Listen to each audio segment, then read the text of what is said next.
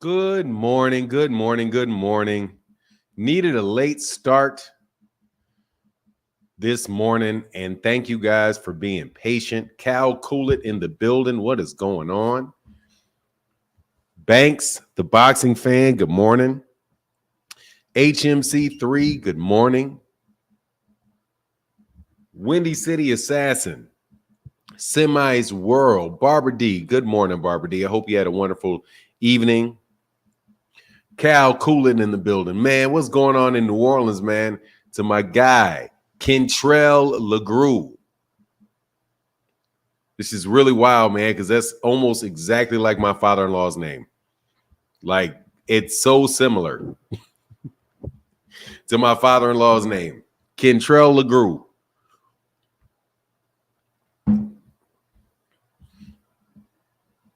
Matter of fact, I won't say it, but it's it's incredibly similar to that. Sounds different, clearly different names, but it's not, his name is not Kentrell or LeGroux, but it's sounds like Kentrell and sounds like LeGroux. Barbara D in the building. What's going on? All things. Let me shut light. What's going on? Danny Gallimore Valley in the building. Be easy. Big Block. Curtis Gillum. Andre Noble, man, what's happening with you, sir? What's happening? What's happening? What's happening? Nick Balling in the building. HMC3, what's going on, man? Edwin Volaton. Marquis, good morning. Give it a couple seconds. Actually, let me do this. I got to redo this banner because the birthday is now in the past. We working on the next one, baby.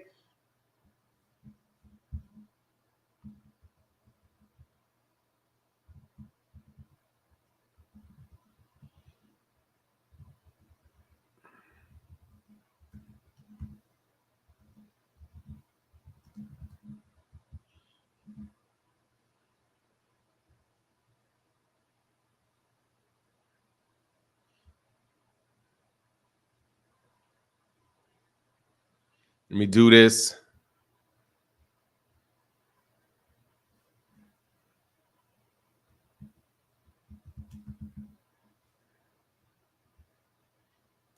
Let me put this banner up. Ooh, misspelling. Can't go around misspelling.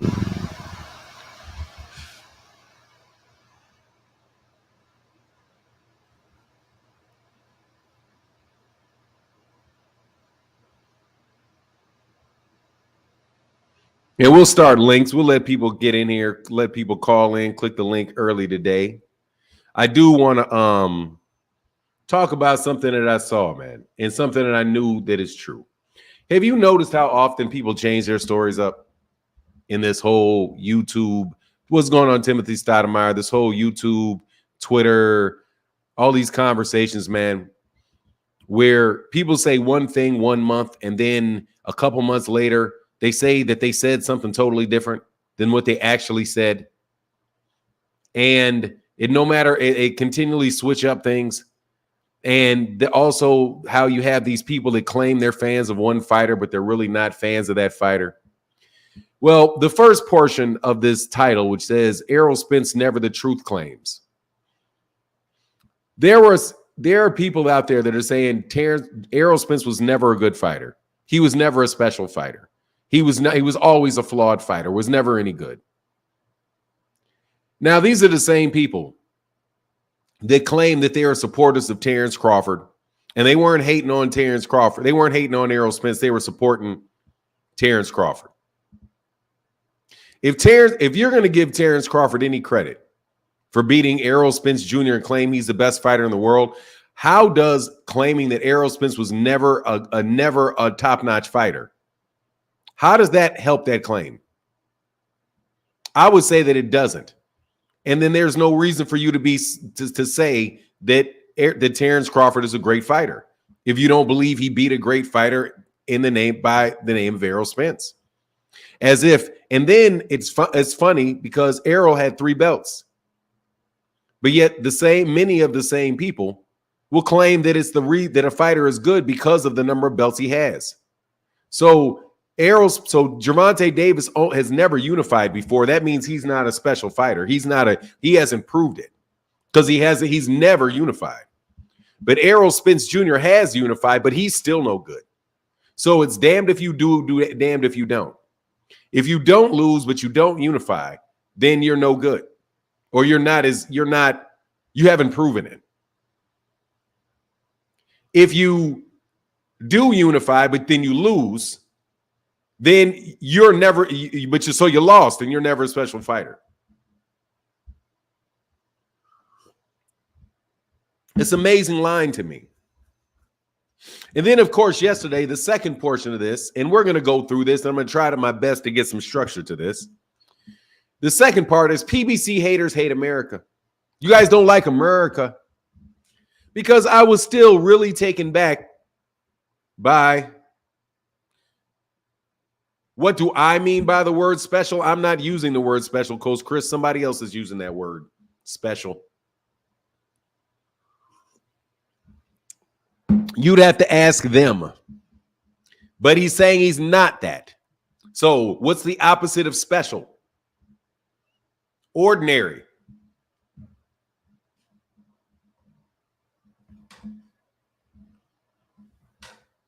There's no need for you to ask me, yeah, there you go. What's the opposite of special? Ordinary. That's how you get to their meaning. PBC haters hate America. I was talking to a young man yesterday, if you guys missed the live stream, and where this young man said, and it stuck with me all day, because you guys don't understand. That's why I don't like y'all. That's why I'm like, look, man, I think you guys look down on black people because you don't think black people are Americans. The most popular fighters in all of America, all the most popular American fighters, Sugar Ray Leonard, Muhammad, let's go all my lifetime. Muhammad Ali, and I'm 55 years old. Muhammad Ali, Sugar Ray Leonard, Mike Tyson, Oscar De La Hoya, Floyd Mayweather Jr., and the ones that are here right now. Oh, and then there were fighters, of course, like a lower level of popularity, like obviously Tommy Hearns and the guys that were around them fighting around the time. Tommy Hearns, Tommy Hearns, Hagler, and then, of course, Roy Jones Jr., and now the most popular fighters are, Evander Holyfield, Riddick Bowe. Then you have guys like, now you have, obviously Floyd Mayweather Jr. You have the ones that are fighting right now are Errol Spence, Deontay Wilder. Even if you want to take Deontay Wilder off because he's in the later stage of his career and he's kind of, he's not fighting at the championship level at the moment. And then, Gervonta Davis, these are all black Americans with the exception of Oscar De La Hoya. And you cannot leave out Oscar De La Hoya. No, Pacquiao's not American. Manny Pacquiao's not American, Coach Chris. But if you wanted to throw Manny Pacquiao on that list of the most popular fighters with Americans, sure, throw Manny Pacquiao in there, which is the only foreign fighter that you can name. Him and Canelo. You got one Filipino, you got two Mexicans, and the rest are black. So I need to know why, if a channel does videos and talks about the most popular black American fighters, who are they going to talk about? Who are they going to talk about? I mean, it's not, look, man, it's a former U.S. colony, but who else are you going to talk about? But see, that's why I'm telling you, these particular people have the same mindset of other Americans that think black people are not really Americans. That we are, what's the phrase? You guys know the phrase. Oscar is American. I don't care if you're Mexican American or whatever, but you're American. He's American. I believe he's born in America, raised in LA. He's American. Ryan Garcia is American. Tito Trinidad is American. I know he's from Puerto Rico, but really, I mean, that's still, he's Puerto Rico. It's America. He's a U.S. citizen, and you can't be deported. Oh, by the way, to the guy whose name shall remain, who need to shut up, there is a difference between me and you. If I go to jail, you get deported. They can't revoke my citizenship. They can revoke your shit. Let me make sure I check this real quick. Revocation of citizenship.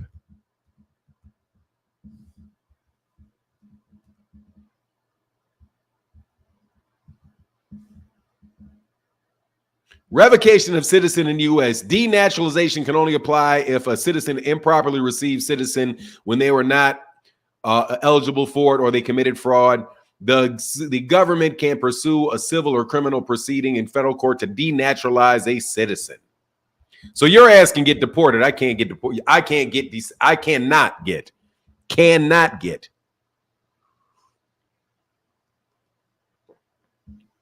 my citizenship taken away. Puerto Rico's a U.S. territory. Yeah, I always call Puerto Ricans Americans. Always, because they're U.S. citizens, born U.S. citizens. They don't got to take a test for that. They walk right in, no passport needed. Bring your ass on in here. Remember, they was asking for a passport for somebody coming home from Puerto Rico. And then the last portion of the thing we're going to talk about is Devin and Ryan better than we think. I'm actually starting to look forward to this fight now that the Devin Haney fans have shut up. And by the way, Mastermind, I caught you slipping up yesterday, but I didn't say anything about it. Just so you know. Originally said you were a Tank fan, and then you said you were a Devin fan. And I knew you were a Devin fan. Fanon, I'm leaning towards joining your channel. I don't join channels. I have always agreed with your take. I haven't always agreed with your take, but you're one down-to-earth, logical fellow. Much love. Thank you, Mike Mattingly. Appreciate that, sir. I appreciate that. Thank you very much. Look, man, and that's the thing is you don't have to agree. You don't have to disagree. You don't have to agree with everything that I say. And I don't have to agree with everything that you say. I am full on board with anything that you say that has a logical foundation.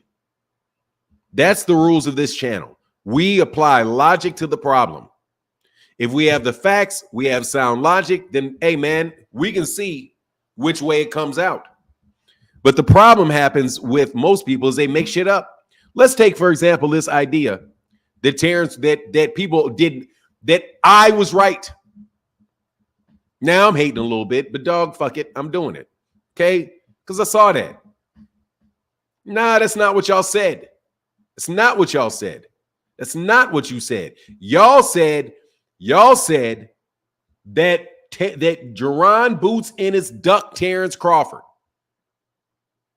You did not say Showtime turned down the offer. We knew that was the case. That's not what y'all were saying. That was the argument used to. There was an argument out there that was used to support that Jerron Ennis turned down a fight with Showtime. Not that Showtime didn't want the fight. We knew Showtime didn't want the fight. Who wouldn't have known that Showtime didn't want the fight? Who wouldn't have known that? Who didn't know that? It was very obvious that they were trying to make a fight. What's going on, DJ OC in the place to be? Spinning on them ones and twos. Make sure you guys go subscribe. Go follow the Parloise Wheaton on mixcloud.com/POEW.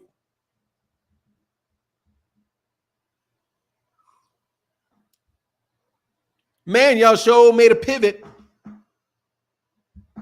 It was Jerron Ennis that did not want the fight. Terrence Crawford, they offered Jerron Ennis the fight. What's going on, that dude named Dave? By the way, Dave, there is a difference. I did notice that there is a significant difference in that dating thing. These young men can get white gals now. at a young age with no drama, no fear of getting lynched. Little to no fear of major social backlash.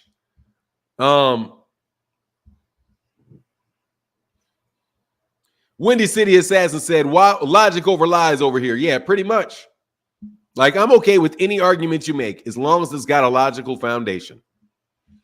It's got a logical foundation and you're not making up facts. I'm okay. And Buddy jumped on the ESPN interview and turned it into man, that shit is absolutely fucking ridiculous. No.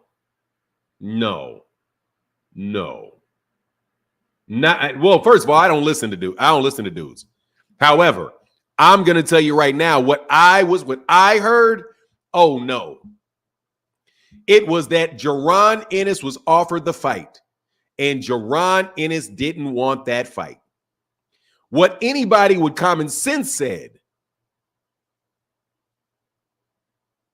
was this. Come on, man. As a matter of fact, that's what I said. I told you so.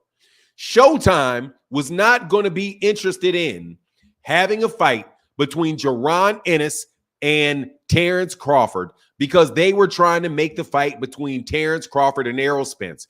What everybody and their mother knew. This is why you don't need inside sources 99 out of 100 damn times. Because if you use logic and honesty and you take down the number of chances that they have, you limit it to the number of options that they have, you're going to get close. You're going to get close because you're going to know what their options are. And once you know their options are, you know what their limitations are, generally, you can put it somewhere near where they need to be. Of course, Coach Chris, neither one of them ducked. Exactly. Jaron did not duck Terrence Crawford, and Terrence Crawford did not duck Jaron Ennis. It was very obvious, Coach Chris, what was going on because everybody in the boxing world was trying to get a fight with Errol Spence and Terrence Crawford. And the fight happened. So I'm the one that has been sitting up there. I'm one of the people because other people said it as well. I'm the one saying, stop calling Jaron Ennis a duck. That's bull crap. Showtime was not about to make that fight. They were not about to say, no, Errol. We want Terrence and Jaron. What kind of moron thinks that was an option to begin with? Now, can we start talking about when you believe things that if you actually believe them would make you reasonably be considered a moron? How about reasonably considered a moron?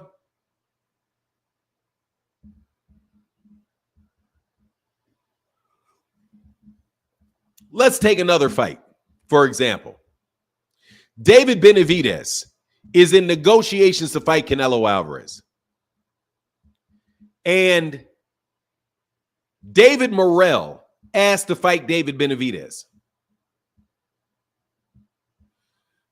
Do you think the PBC and Amazon Prime are going to get in the middle of a fight with Canelo Alvarez and David Benavidez in order to say, stop, let's not do that because David Morrell wants to fight?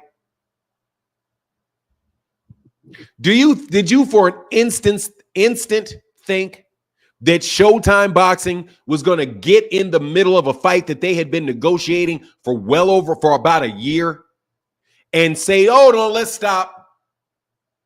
Let's make the fight between Jaron Ennis and Terrence Crawford. Let's not do Errol and Terrence Crawford.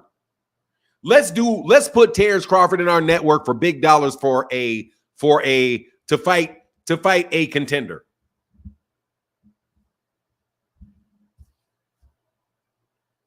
Who exactly believed that? Who is going to believe that at all?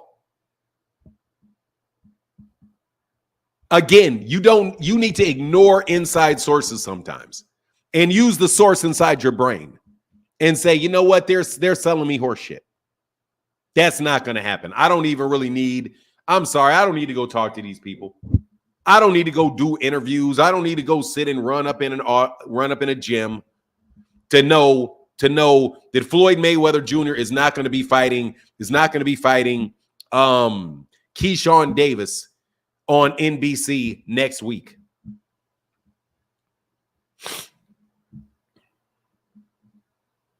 Do you really need inside sources if somebody was to report that? Keyshawn Davis versus Floyd Mayweather Jr. are fighting 12 noon on ESPN next Sunday. Do you need a source to tell you that that's not true? Can I get a 1 in the chat if you need a source to know that that's not true? If somebody says inside sources tell me that,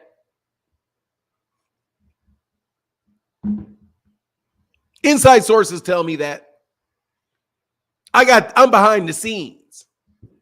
I'm behind the scenes. You need somebody behind the scenes tells you that. You need that. You believe that. The 1 is if you believe it, Barbara. So I don't think you wanted that 1. Come on, man. Can we stop doing this? Can we get out of this la la land that you're going to somehow catch up with? You're going to catch up with people that were already doing something where you know that they're getting the leaked information in order to push a point anyway. Appreciate that dude named Dave for blessing me with a man. I was slapped. Man, T. Orlando, ain't no commercials. You didn't say you appreciate me. You're a member, though. What? T. Orlando's a member of the channel? I didn't know you was a member of the channel, T. Orlando.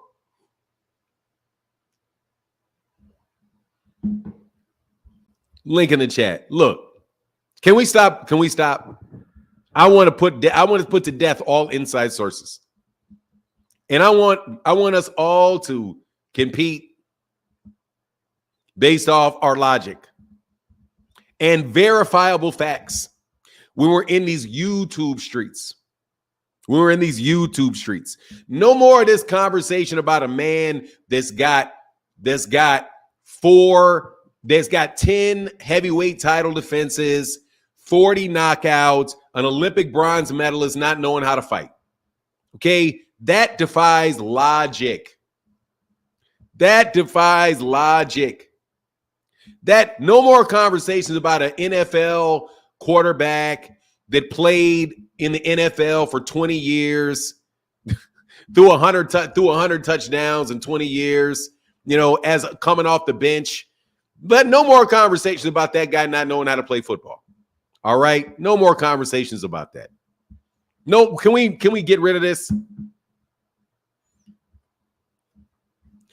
Logic gets you ridiculed and called name in these YouTube streets. That's because they don't have the skill set. But we'll teach the hills. We'll teach the skill set here.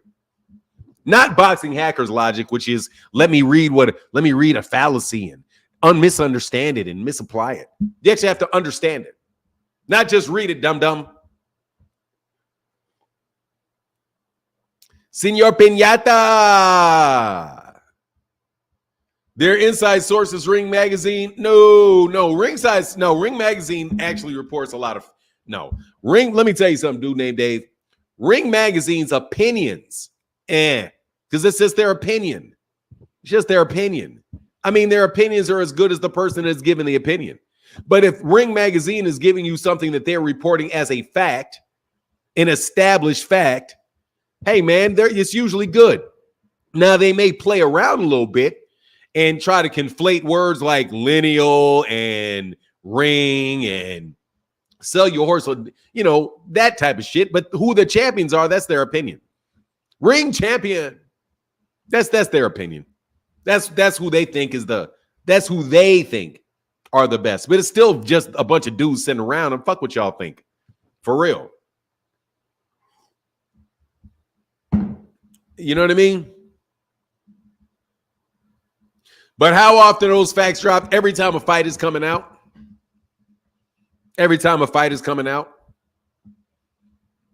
Same thing with boxing scene. Same thing with a lot of those guys that are boxing journalists. but they do get into the business of, public relations. And Ring Magazine is heavily public relations, but Ring Magazine is not going to call somebody, not going to say somebody was mandated to fight somebody if they weren't mandated to fight them. Nah, Dougie Fisher will stick close as he can to the facts. He will. He will stick as close as he can to the facts. Jake Donovan sticks as close as he can to the facts. Dan Rayfield, sticks as close as he can to the facts. And then he'll give his opinion about what he's going to think happening, but that's his opinion. You got to write something. It's not all just, dollars and cents. Some of it is your opinion. And their opinions are valid. They know the sport of boxing. They've been watching boxing for a long time like everybody else. I actually believe Dan Rayfield is a fan of boxing and enjoys the sport. Same thing with Dougie Fisher. I believe that he really does enjoy the sport. Some of these guys really don't, though. I don't believe you. I don't believe y'all. I think y'all out here like everybody to catch a buck, but you really just trying to catch a buck. What's going on, Chill Bill in the building, man, with the support, bro. Team Crawford. What's up, Fi? What's up, Fi, with the beautiful color in the chat? Orange. Orange gets us there the quickest. Thank you, sir. I got some power in my phone. I can turn this on. I can turn this on now. Yeah. Fanon, why didn't Ali like Ring Magazine? I don't know if he liked him or not. Probably because they were shitting on him. Probably. If he didn't like Ring Magazine, that's because Ring Magazine was one of the major publications when he was coming up. And they were probably talking bad about him because there's a lot of the mainstream media couldn't stand Ali for the things that they said about him. I'm chilling, Fi. I'm chilling, man. Enjoying today, man. Enjoying today. Just wanted to chop it up, being consistent. I mean, everybody, look, man, these guys, they're journalists. That's where they fell when they're journalists. A lot of these guys are journalism majors. Or, that's what they got their degree in. That's what they had their training in, is journalism. And, when they were in school, print was big. And then things shifted to being online. And that's where Dougie Fisher and Steve Kim and those guys started prospering when it moved to being online and they could compete with magazines like Ring. And then it moved from that to the video format in YouTube. So, they gotta change with the times. They're still doing the things that they're doing. Like I said, and I don't consider myself competing with them. I have a problem with YouTube channels that are trying to compete with me and trying to compete with them at the same time and trying to compete with guys that are doing video breakdowns of, man, get the fuck out of here, man. Can't be everything to every fucking body. You know what I mean? If you're a boxing fan and you just want to talk shit, you want to talk about boxing, and have a boxing forum, because this is what this is a boxing forum, then, man, look, man, I got a boxing forum. Don't tell me that I'm Dan Rayfield because I got a boxing forum. I'm not. And here's the thing. If you really get down to what their skill sets are, man, we don't have the same skill set. I don't have the same skill set as that guy. It's just unfortunate that he is not as able to as easily share his skill set with you as this skill set. He is a journalist. The man I can write now. Don't get me wrong. I'm a good writer now. I can write. I'm a skilled writer, but not that type of writing. That will take some amount of time for me to adjust to that. And I don't feel like adjusting to it. But, man, that's why I was listening to Cam Newton say about some fat dude that was talking bad about Allen Iverson, saying, I can do what you can do, but you can't do what I can do. Like athletes can get up here and they can talk about the sport and do what journalists do, but journalists can't get out there and play the sport. And I thought to myself, nah, dog, nah. Maybe some of y'all can, but I don't think you can write I don't know if you can write as well as Jason Whitlock. Yeah, Brian Windhorst. Let me tell you something, man. Jason Whitlock can write his ass off. Like that dude can write, man. That dude can write. Steve Kim's okay. Like he's okay. He's nowhere near as talented as he's nowhere near as talented as or skilled, in my opinion, as Jason Whitlock or what's that guy's name? Skip Bayless, man. Skip Bayless can write, man. Skip Bayless can write. He has an excellent skill set. He can write, man. He can really, really, really, really write. Really, really, really, really write. Anyway, I digress. Yeah, Brian Windhorst. Yeah, he's I don't know anything about him, but if he is a journalist, then he has the ability, he can write. Yeah, no, Skip is a troll in the job that he's doing now. He was less of one when he was writing because it was harder to discern it. Like, it's harder to cover it up. It's easier to cover up being an asshole in writing than it is when you start speaking extemporaneously. That's where they get that's when their cynicism, that's where their cynicism comes to play, because you're able to respond to them in real time. You know, all I'm saying is Jake said, yeah, exactly. Yeah, right. When Skip was in Chicago, I used to read his column in high school. Yeah, me too. But I was older than that. But I think I was out of high school. But obviously, I would read the Chicago. I think he wrote for the Chicago Sun-Times. But if I recall correctly, he wrote for the Sun-Times. And I used to read the Sun-Times. So, and I can't remember who it was with the Chicago Tribune, but Anyway, that's old school stuff. Being able to write. Trying to convince my son to use grammar in a text is like a struggle. Like, oh, it's not cool to use proper. Yeah, you don't use proper grammar in your text. When you start writing, it's going to be harder to write because you're actually have to put shit on paper, and you keep breaking the rules all the time in your other writing. Then when it's time for you to actually have to write something down that somebody's going to grade, you're going to have a lot of difficulty. You need to write at the same standard all the time. You have to write the same standard, use periods, use capitals, use this shit. So it gets to the point where you do it second nature. You know what I mean? Anyway. Yeah. Sorry about that. Anyway, here's the link, man. Anybody want to chop it up with me today talking about boxing? We've had a great week. I have Errol, Spence, Never the Truth claims in here so I can keep trolls out today. We're aiming for just the crew today. I think, oh yeah, Michael Wilborn did write for, thank you. Yeah, Michael Wilborn did write for the Tribune. Yeah, he did it. Yeah, he did. Michael Wilborn did. Michael Wilborn also somebody is awesome writer.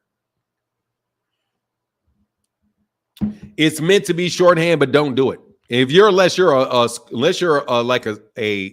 taking, that's shorthands are to take notes or for notes.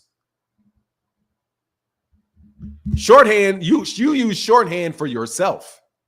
You don't use shorthand to communicate with other people, because shorthand is not good at delivering a message to somebody else. You should use shorthand for yourself to allow you to get to collect it. Shorthand is used to effectively collect information, not to give it out. But it's okay, man. I'm just telling you. Y'all do you. Don't know what's going on with Errol, man, other than the fact that, hey, we don't know whether or not he's going to get rid of his trainer or not. Fanon, you think Devin is going to go undisputed route at 140 or not? Nah.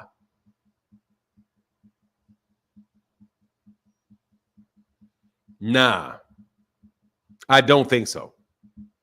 I don't think he's going to be undisputed at 140. No. Matter of fact, I can almost guarantee you that. My understanding is that he's going to go. I heard that he's going back to top. I believe he's going to be back over there at Top Rank. That's what I think.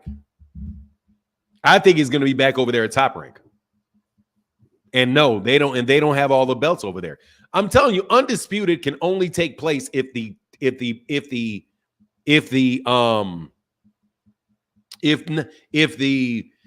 your promoter or your network has all the belts. If your network or promoter doesn't have all the belts, it is very, very difficult to get undisputed unless one of the other is going to cash you out. That's it. Or one, the other, or both are trying to cash you out. That's the only way it happens. Undisputed is political. It's political. That's the only way you're going to get it, is if the politics line up. It's not something where you can say, oh, this guy never wanted it. Dude, Gervonta Davis can't get undisputed at 135. I don't even think it's possible for him. Unless he does something unless he makes like career suicide. That's the only way that he can get it, is if he decides that he's going to sign with Bob Arum. If he signs with Bob Arum, then fine, he can probably get it because they'll line those fights up. Maybe.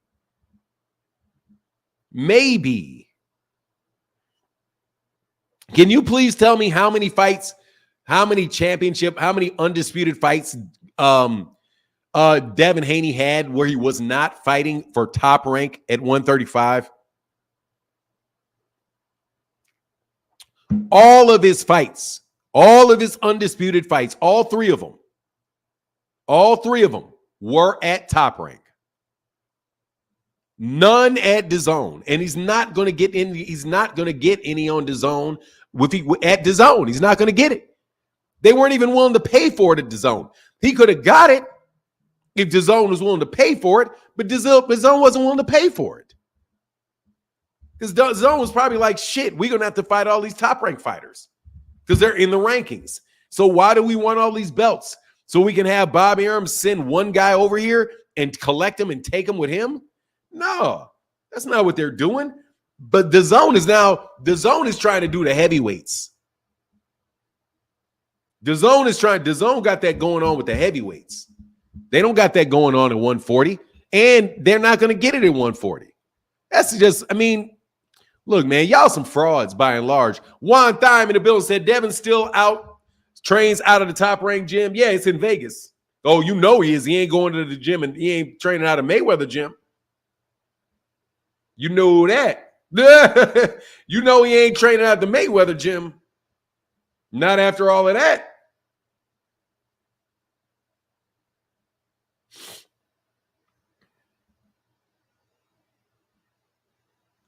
You know he ain't training out of there.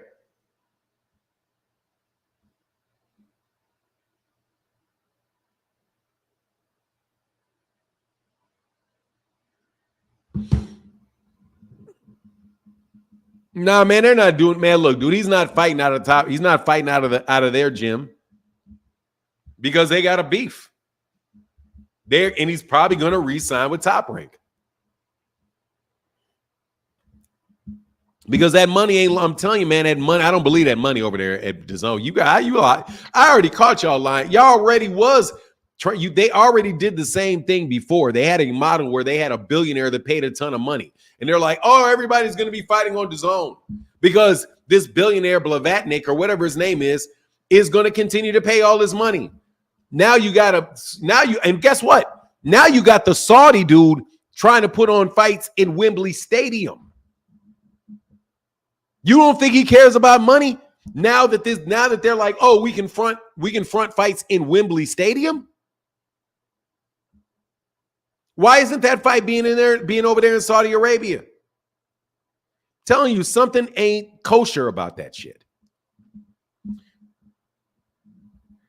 Alyssa Bumgardner traded Tony Harrison for Bill Haney as a trainer. Hey, man, she trying to get somebody to promote her and grow her name.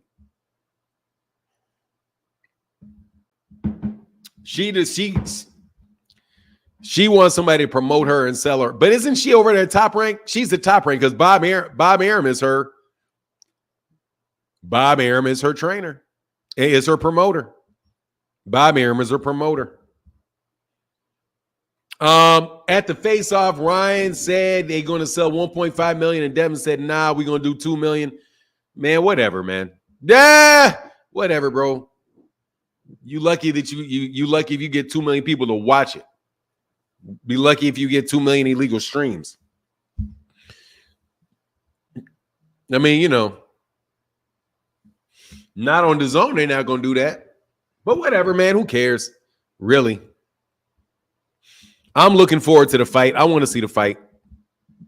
You better not be, hey, man, look, he better absolutely positively got to knock out Ryan Garcia, though. I ain't trying to hear none of this, man. You ain't going the distance with Ryan. You ain't going the distance with Ryan after Tank stopped beat him up like that. And then, because now you can't claim this is a better version of, hey, is this a better version of Ryan? Let me ask the chat, is this a better version of Ryan? Carl said, I'm at work running a little late this morning. Hey, man, I was running a little late as well. Bill would be the one to sell her. No, I mean they said this is a better version than for Ryan. This is a better version of Ryan because he's not dehydrated. He may be delusional and not training. He may be delusional and not training.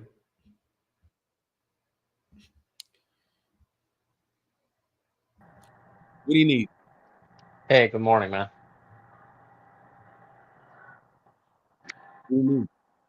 Hey, I wanted to talk about that face-off if you're interested in talking about it.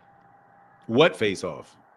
Uh, the face-off that's got around close to 700,000 views in 15 hours. What?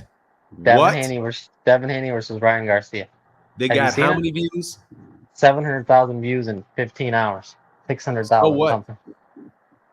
So what? What channel was it on? The Zone. So what? I think that's good numbers. You don't think so? I don't give a fuck about how many face-off views a face-off got. I mean, does that give you a take on how big this fight is, or would that not be I don't give relevant? a fuck about how many people watch a face-off for free on a DAZN channel. How many subscribers does DAZN have? Couple million, I think. Dude, I've had 75,000 views on a video on my channel I said inside of 15 minutes. 700,000. So what?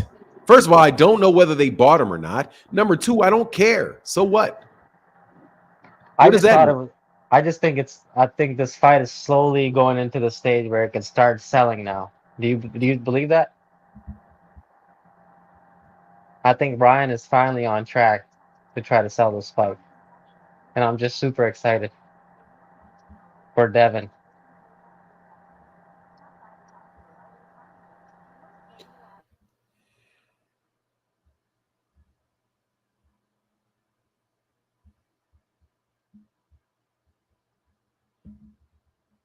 I think on StubHub they've sold 50 tickets in the last 70 days, and they have added another 1,000 new tickets.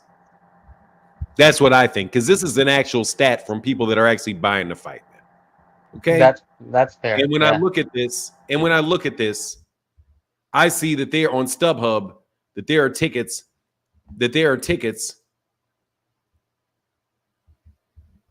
available in every section of this place. So instead of me looking at how many YouTube views a face-off gets, how about I look at all of the tickets that are available on this website? And the fact that this website, and it's not the only website, but it is a major one, StubHub. Over the last 70 days, they've sold over 50 tickets, which I suppose that's not over 100. So what do you think of that? That's not good. Yeah, that's not good. So then why are you asking me how many YouTube videos got when we're talking about how many tickets are selling? What do you think is a better stat to look at? How many tickets are actually selling on one major platform that sells it, or the number of viewers that watched a free face-off? Which one do you think is a more significant or is a more valid representation? It's ticket sales, yeah. But I was saying that I think it's getting better because Ryan it's gotten better because instead of like it was 3 days ago where it said 10 plus tickets, now it's saying 50 plus tickets. Yeah, I think everybody believes Ryan might show up. Dude, now. You realize by this time, a month out from the Ryan Garcia Gervonta Davis fight, the shit was already sold out. Oh yeah, I think they were already. Do you remember the first time we had this conversation? We looked at the tickets and we were looking at the price when you said you think it's going to break records, that the price was $400 a ticket up here. Let's look at the ticket prices here. 195, 195, 200, 200, 200. There's a big, ridiculously high one. Oh, but that was actually down there this is down there on the floor. So somebody bought a $1,800 on the floor. There used to be $1,800 tickets up here that are now 200, 200. This is half the price it was, isn't it? Isn't Yeah, this half the price? yeah, they cut it down. So what happened to your prediction? You think that it is going to break the record for that Gervonta Davis had because you couldn't get those tickets for $200 in the Barclays Center when it sold out against when Gervonta Davis fought there. Do I still believe that it will break Gervonta's record? Why would I you don't know. believe that? Why would you believe that? It's not Eva's having a hard time selling tickets. It's a month out from the fight. Gervonta Davis's fight was already almost strictly resell tickets at this point. Come on, man. I don't know how well it's going to do. I know Devin Haney is not the face of boxing. I know Gervonta Davis is the attraction in the 135, 140. He's the guy. Gervonta Davis is the guy, not Ryan Garcia, not Devin Haney. So I don't think this is bad at all. I don't think that this is bad at all. I think that there is a very, very high likelihood that these guys are going to get rid of those tickets, that as the fight gets closer, they're going to drop the ticket sales. People are going to start buying the tickets because it'll be the week of the fight, right? People in New York may fill in. Now, the closer it gets, the less likely people are going to be flying from Chicago because the more expensive the hotels get, the more expensive the planes get. It's people from California, the tickets are more expensive from there, right? So the cost is going to get way up the closer it gets. So they're going to need people from that local area to buy and snatch these tickets up. And they very well may do it, and they may turn a profit. They very well may turn a profit. But that's not the issue, is it, King? That's not the issue, is it? We need that's people really like not the issue. Kyle Porter buying those tickets. That is not the issue, is it? That's not the issue. Because you said, and other people like you say, that Devin is going to break Gervonta Davis's record. That Ryan Garcia was the reason Gervonta Davis sold those tickets. Guess who else is on this fight card right here? Guess whose name is on there? Ryan Garcia's name is there. This is just not Devin Haney. This is Devin and Ryan Garcia. This is Devin and Ryan Garcia. This is not Gervonta Davis and Rolly Romero. This is not Devin Haney and Rolly Romero. This is Devin Haney and Ryan Garcia, the guy that you and other people gave much of the credit for Gervonta Davis doing the numbers that he did. So if it was Gervonta, if it was Gervonta and Ryan that did it, then Devin and Ryan should be doing something like this too. But Fernand, you have to understand, that Brian's big thing that he's got going on with his mental health, that has affected the fight. Hey man, I don't care. That's reasonable? No, I don't, because he had the fair? mental health. No, because he had the mental health thing going on before Gervonta's fight too. He wasn't doing all this nonsense. Yes, dude, he was gone. He was gone. He was gone for a long period of time over mental health issues. Nothing like it is right now. It doesn't matter. It doesn't matter. People devils, and you want to find an excuse. That's an excuse. You want an excuse. I'm talking about what is actually taking place. I'm sure there's all kind of things coming to play. Like, for example, he's not fighting Gervonta Davis.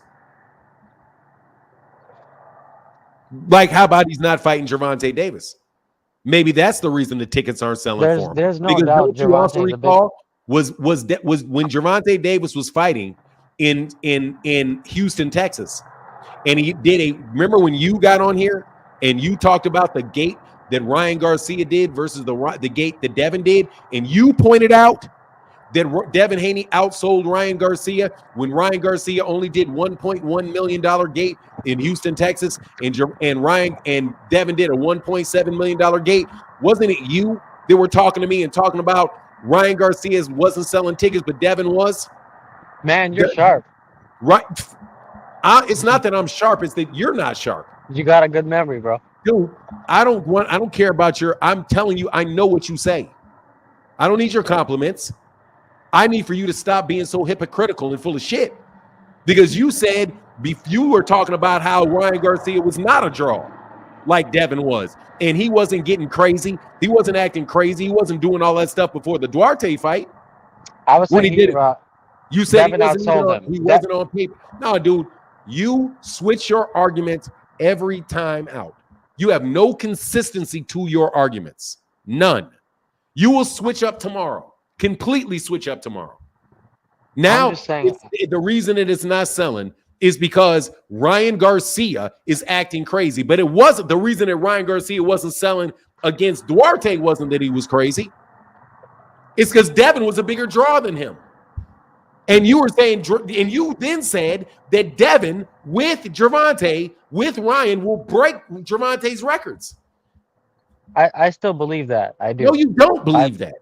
Because he can't. You don't. You would have said you would have believed it. You would have said you believed it when I asked you that shit about 4 minutes ago. I mean, it is becoming. I asked you that same question about 4 minutes ago, and you were like, Now you believe it? No, I believe in Bill, man. Let me see, King. King, yeah, you are a hater of the PBC. The only thing consistent with you is that if it's the PBC and Al Heyman, it's bad. If it is anybody else, it's good as long as it's up against the PBC. I don't know, man. I don't think that's fair. You do know that. You do know that. You do know that. You do know that. If it's the PBC, it's bad. If it's anybody, if it's a not include the PBC, oh no, let's look at this logically. But if it's anybody against the PBC, oh, it's good for the person against the PBC. I think it's more so that I like Terrence Crawford and Devin Haney. And you don't like Terrence Crawford. You don't like Devin Haney. Stop that shit. Those are my two favorite. They're fighters, not your favorite fighters. You're lying.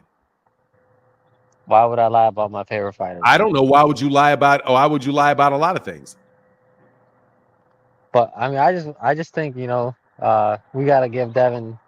Let's give this fight some time to sell because Ryan is back. I'm not gonna give. I don't have to give it any time to sell. The fight is on April 20th.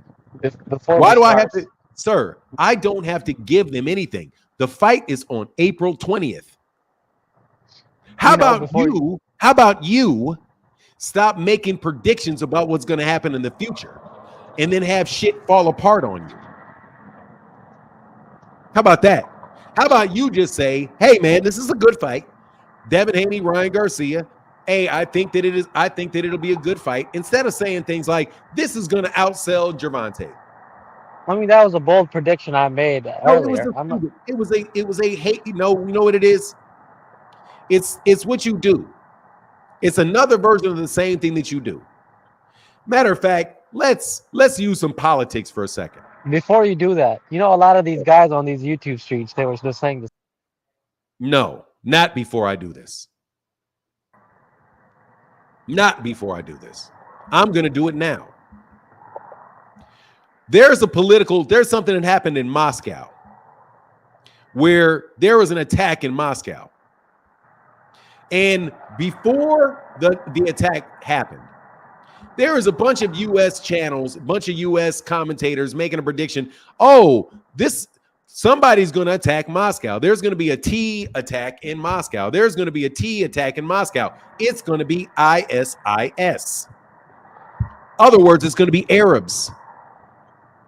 Right? So then what happens? There is a T attack in Saudi Arabia. I mean, in Moscow. So what do people say? Oh, it must be ISIS. It must be the Arabs. Why? Because we've been saying it the whole time. But what is probably the truth about it? It's probably Ukraine. It's probably Ukraine. But when it's discovered that it's actually Ukraine that did it, and not ISIS, but the people that they're actually having a confrontation with, Ukraine, they already have set the plate and said something that was not true so many times about Arab people that everybody's going to believe because they've already heard it, that it was Arab people. It's called planting information ahead of time to skew people. I'm listening. I know you can relate to that as an Arab. American that people plant things and blame things on Arabs that they may not have actually done, but because they said it so many times, people just have a tendency to believe that's how it is. They do it all the time, sir. They do it, and so do you. And so do you. You just do it to you just do it to black Americans. That's where you have me misunderstood, sir. brother. No, that's not where I have you misunderstood. That's what you do to black Americans. You say everything untrue. Excuse me, I'm not done. You say a bunch of things that are untrue about a black-owned organization called the PBC. You repeat it and you repeat it and you repeat it. You give it out as reports. It's just a report. It's just a report. It's just a report. PBC is going broke. PBC's not renewing the contract for Showtime's not going to renew their contract. Canelo Alvarez is leaving the PBC. The PBC doesn't have $35 million to put in escrow. The PBC, the Canelo left the PBC to go to the zone. He's going to be fighting on the zone. That's what you do over and over again. And every time it winds up not being true, you've already repeated it 100 times. Hold on, is Terrence Crawford and Devin Haney black Americans? Sir, are they black Americans? I don't, sir. That is irrelevant to me because I'm talking about the PBC, a black-owned business that you do that to. I don't care if you use a black person to do it, a black person's name to do it against another black person. I'm not talking about whether or not you're giving the benefit of the doubt to somebody that's not PBC. Do you know I'm talking about whether or not I'm going to tell you, I'm talking about the person that you spread the bad news on. Hanan, do you I don't know of anything. I don't know of anything that you've said about Devin Haney that has anything that does not detract from the PBC. That does not detract from Gervonta Davis. You use Terrence Crawford and Devin Haney to detract from them. They're your magical Negro. They're your magical Negro. Do you know what a magical Negro is? No, I don't know, and I don't want to. A magical Negro is your sidekick that you use to do your dirty work. Well, no, I don't even want to know. It's for real, bro. That's what you do. Yeah, that's what you do. Stuff, man. I know you don't like it, but that's what you do. And I'm going to use you to display to other people that are listening that is what they do to the PBC. That's what they do on a regular basis. That's why you can actually hear people claiming that world champions with 10 title defenses and 40 knockouts and Olympic medals never fought anybody. Even though that is absolutely impossible. But thank you for being what I call a whipping boy. No misinformation from you. Goodbye. Starborn 007, how can I help you? Man, God bless you. How you doing, man? I can't complain, sir. You had me crying that first half of that. I couldn't call. You had me crying.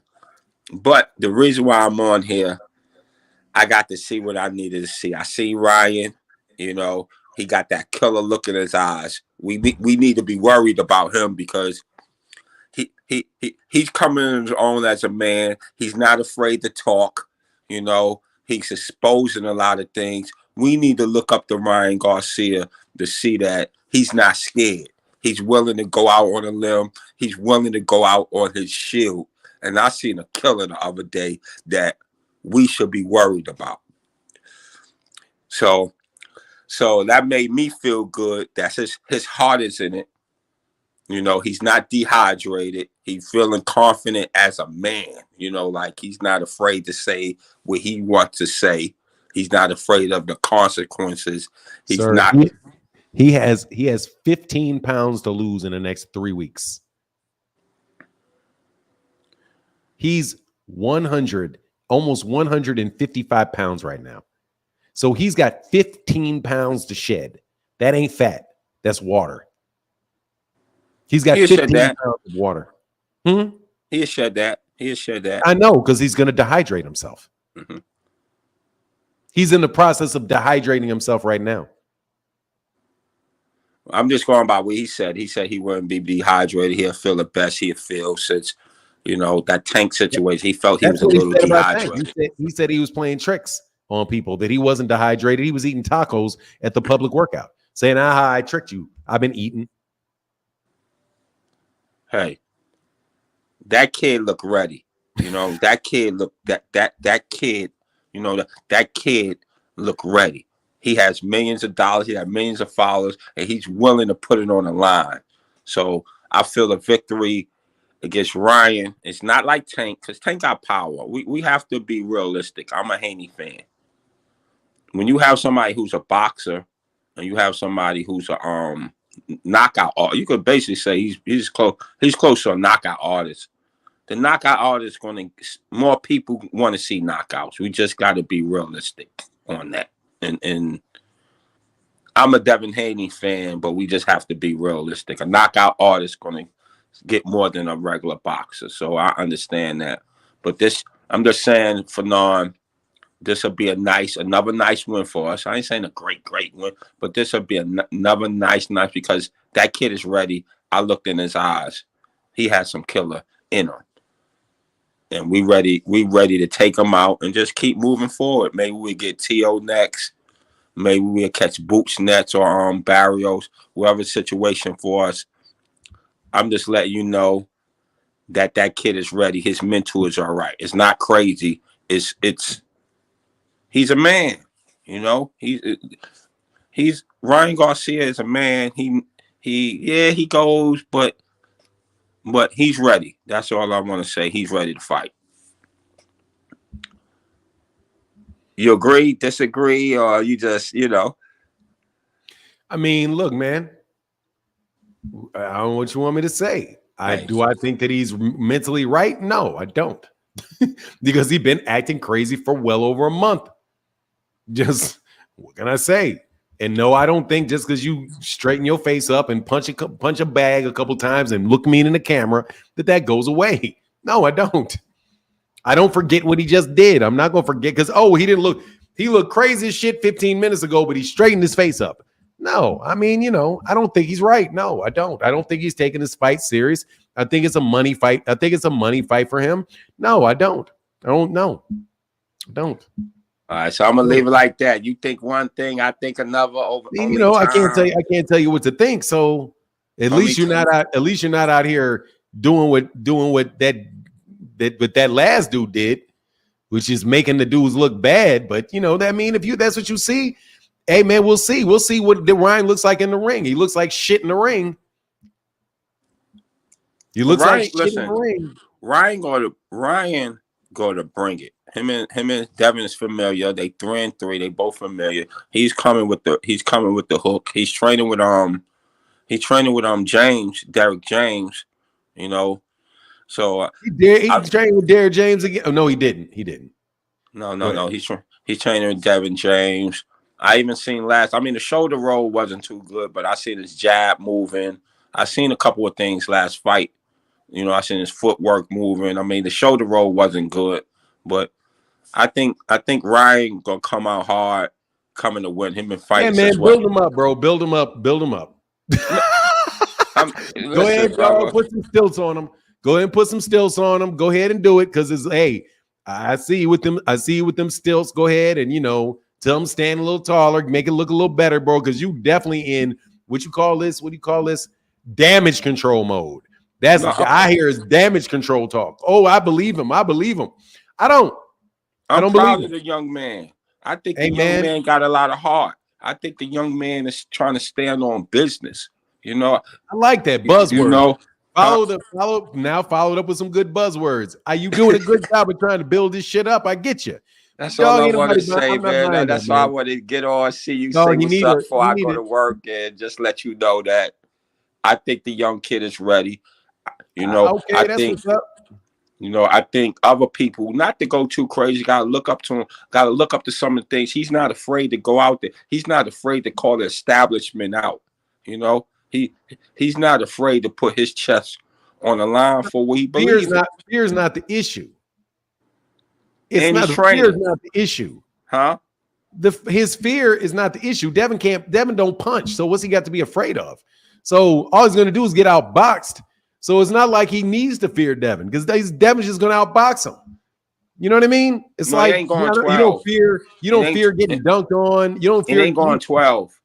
It ain't going 12. That's what you said. But then if it ain't going 12, why you say he's ready? No, he's ready. He's ready, but it ain't going 12. He was ready against Tank, Devin? and Tank knocked him out. You think it's a real? You think it's a real? It didn't go no 12 with Tank. That's what I said. I said he wasn't ready against Tank. It didn't go 12 with Tank. I thought you said he wasn't ready against Tank. Maybe that was somebody else I'm thinking of. No, I didn't say he wasn't ready. He was ready. Yeah, he was ready against else. Tank. He just lost to a better fighter. Yeah, but hey, man, let me just, come on, man. Let's be real. Hey, man, thanks for having me on. I'm just saying, I believe in both fighters. Before I go to work, I just want to add my 2 cents, bring some positivity here. I'm not with tear other fighters down. I still love the big fish. I still like Tank Davis. They both phenomenal fighters. I just like a couple of fighters better than them, but I'm not going to tear the other fighters down. To build my fighter. That's all. That's all I'm saying, man. I mean, and that's what I appreciate you about. That's what I appreciate about you, because you're not out here doing what that dumbass that keeps coming up here doing. We need people like that. That's exactly. Will you say you don't need people like that? No, I said we need people like that. Make the show funny. Bring a little entertainment. Yeah, bring a little. Listen, dude. Listen. Why? If you're not smart enough, don't encourage to catch him doing any tricks. Don't encourage that shit. Please do not encourage that shit. No, I don't encourage it. He probably go too far. I don't really know that guy, to tell the truth. Man, please, dude. I don't really know that guy. He is what he is a brown-skinned dude that is in self-denial about the fact that he is a sympathizer with racists. That's what he is. He's a sympathizer with stone cold racists. He is he's an apologist for racists. He thinks because he's got a little brown in his skin that he can come in here and do the same thing that those stone cold racists do, which is completely go against anything the PBC does. And just because they may prop up a black fighter against them doesn't mean that as soon as that black fighter's on something else, they ain't gonna support him at all. He ain't got no love for Devin Haney, got no love for Devin Haney or Terrence Crawford. If Devin Haney and Terrence Crawford were lifelong fighters with the PBC, he wouldn't be giving them dudes nothing. He'd be calling them pillow-fisted and talking about how their cells, that he would be showing this shit right here and going through it in detail. Okay, he wouldn't be out there because he's an intelligent guy. He's just not honest. He remembers what he said. That's why he said to me, "Oh, you're sharp. You remember that, huh?" I'm sharp. Well, you remember it too. So you remember saying it. Since you knew once I said it right away that you said it, then why wouldn't you bring it up the first time? Why would you say something? Why would you say it knowing what you said in the past? Yeah, because I just think people like Bill, like your boy, like Bill does. They play dumb. They're not dumb. And that's why, like, even with guys like Rollo ain't dumb. He just plays dumb. Mastermind ain't dumb. He just plays dumb. Y'all are, there's a difference between being dumb and playing dumb. If you're dumb, I'm gonna be patient with you.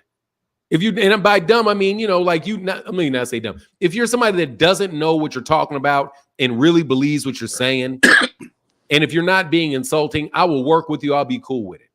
But if you know full well you don't believe the shit coming out your mouth and you're just saying it to manipulate the conversation, you're playing dumb. And I don't have any time for that shit. People know god dang well that there is no mandatory. The WBA world title is not a mandatory for the super title. Anyway, all right, brother. I appreciate you, Starborn 007. Keep doing your thing, brother. Thank you, sir, man. Hey, man, I hope you get a whole bunch of signups today. Whole bunch of signups. Gat it up TV. Tatted up TV. Don't you see that I've been talking to people consistently for a minute? Don't respond to what? I'm literally talking to people. How can I respond to you when I'm talking to, when I was talking back to back for the last 10, 15 minutes I've been speaking? If you really want a response, put it in the super chat or click the link. I'm not guaranteeing a response to anybody that does not put a comment in the comment section, is not a channel member, or somebody that clicks the link. If you are not a channel member, if you're not, and I will respond. I'm not saying I won't respond to you if that's the case. I'm just saying I'm not promising nothing. You looking for the blue name tag phenon? I mean, I can't fuck with that yet. Dog.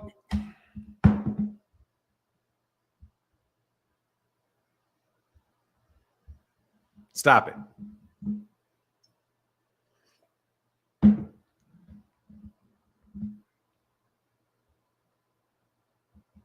Click the link. Click the link. Click the link. Your super chat will get read, man. If you click the link, you can say whatever you want to say. No need to support. If you are a channel member, more than likely I'll see it. Sometimes I even miss Timothy Stoudemire, and he's a channel membership. And he's a channel member. And I just read, and guess what? You just wasted just read your comment. What a waste. And I just read your comment. What a waste.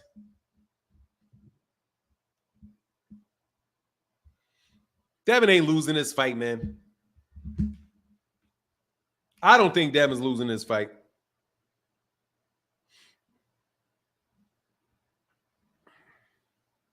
Man, I got $1 holler in the Cash App. Thank you. Justin Henry said, this ninja with the polo shirt talking is high. What is that? Who's the polo shirt talking? Who's the polo shirt, man? Much love. Hey, man, thank you, Justin Henry. Thank you for that $1 holler, brother. Thomas Hill, how can I help you? The good brother Martin, how you doing this morning, man? Man, I'm doing well, man. I'm doing well. I'm trying to convince myself that this is a vacation day. Hey, well, you was definitely getting your vacay on with my man King G, man. I don't know what he was thinking about, bro. But he's comedy every now and again. Hey, man, that dude said, you're smart. You have a good memory. Yeah, and you're dishonest. Yeah. And you're dishonest. You said that man was not a draw because Devin outsold him. Yeah, I remember. I definitely remember. Yeah, I came up here, man, for some good news, and I wanted to share it with you, man. You know, the good brother Daryl McKinney, he's actually he's Tommy Hearn's brother-in-law. And he says he watches the show all the time, man. Daryl McKinney supports the channel. He's right there. Oh, and Tommy Hearns, they told me on the channel. Yeah, and he really watches and digs your show, man. He gets a kick out of it, and he also checks out what people saying the chats too. And I'm trying to work on getting him to go back to Detroit so that they can get on the because the last time they did it by the phone and it just didn't work out. But he goes back to Detroit every now and again, and he goes over there and chills with him. And I was hoping that I told him the next time you get on, man, maybe have him come on.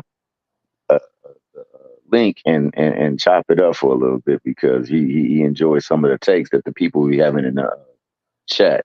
He also got something for some of the people that he enjoys listening to. One of those people are Barbara D. So I just wanted to make sure she knows that the champ actually appreciates the things that she says up in this chat, and he's trying to get a way to get her some memorabilia and stuff like that. But yeah, man, I'm hoping that he'll go back to Detroit soon so we can get that interview or whatever it is.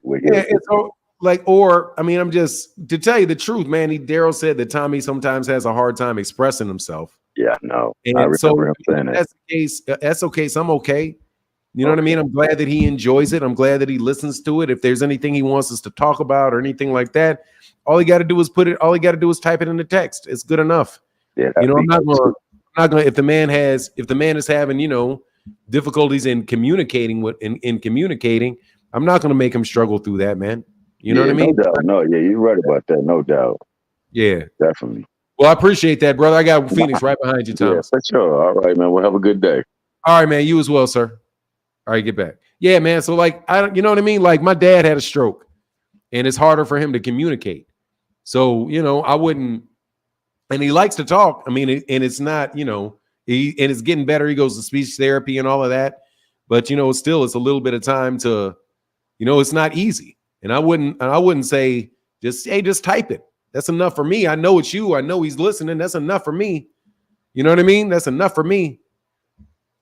That's enough for me. If I see him at a fight or if I go somewhere he was at a fight, I get an autograph, I'll get a handshake, man. That means a lot. Hey, what's going on, Maria? Thank you. Said Ryan for the win. Thank you for that $5. Phoenix Assassin. What's up, Phoenix? Man, the closer and closer we get to this Garcia and Haney fight, the less hope I have that they actually gonna have anything worth watching on that damn card. Because man, it's a shame to see that still nothing announced for that undercard. But at the same time, both fighters to an extent seem like they locked in because Ryan Garcia is about split 33% each way, 33% crazy, 33%, videos for IG and seem like 33% serious training. Like he got that shit divided up. And I've been seeing the way Derrick James shaking his head in the background, watching him do what he's doing on the camera. But I will say this. If it gets to that day and it turns out that Ryan Garcia is on point and actually, look like himself, I will say that would be like the biggest prank I've seen in modern boxing history because at this point it ain't looking no kind of way like he gonna be right at all in the head, come fight night. Because man, like stuff I can understand trolling, but like there's certain stuff you don't do like if you actually trolling. And a lot of the stuff that Garcia been on has been extreme. I will say that. So which is why it's hard for me to believe that everything is a okay on his end. It just don't seem that way to me. But I also feel like apart from that, the closer and closer we get to this date, I feel like the more pressure might be building up on the Haney team because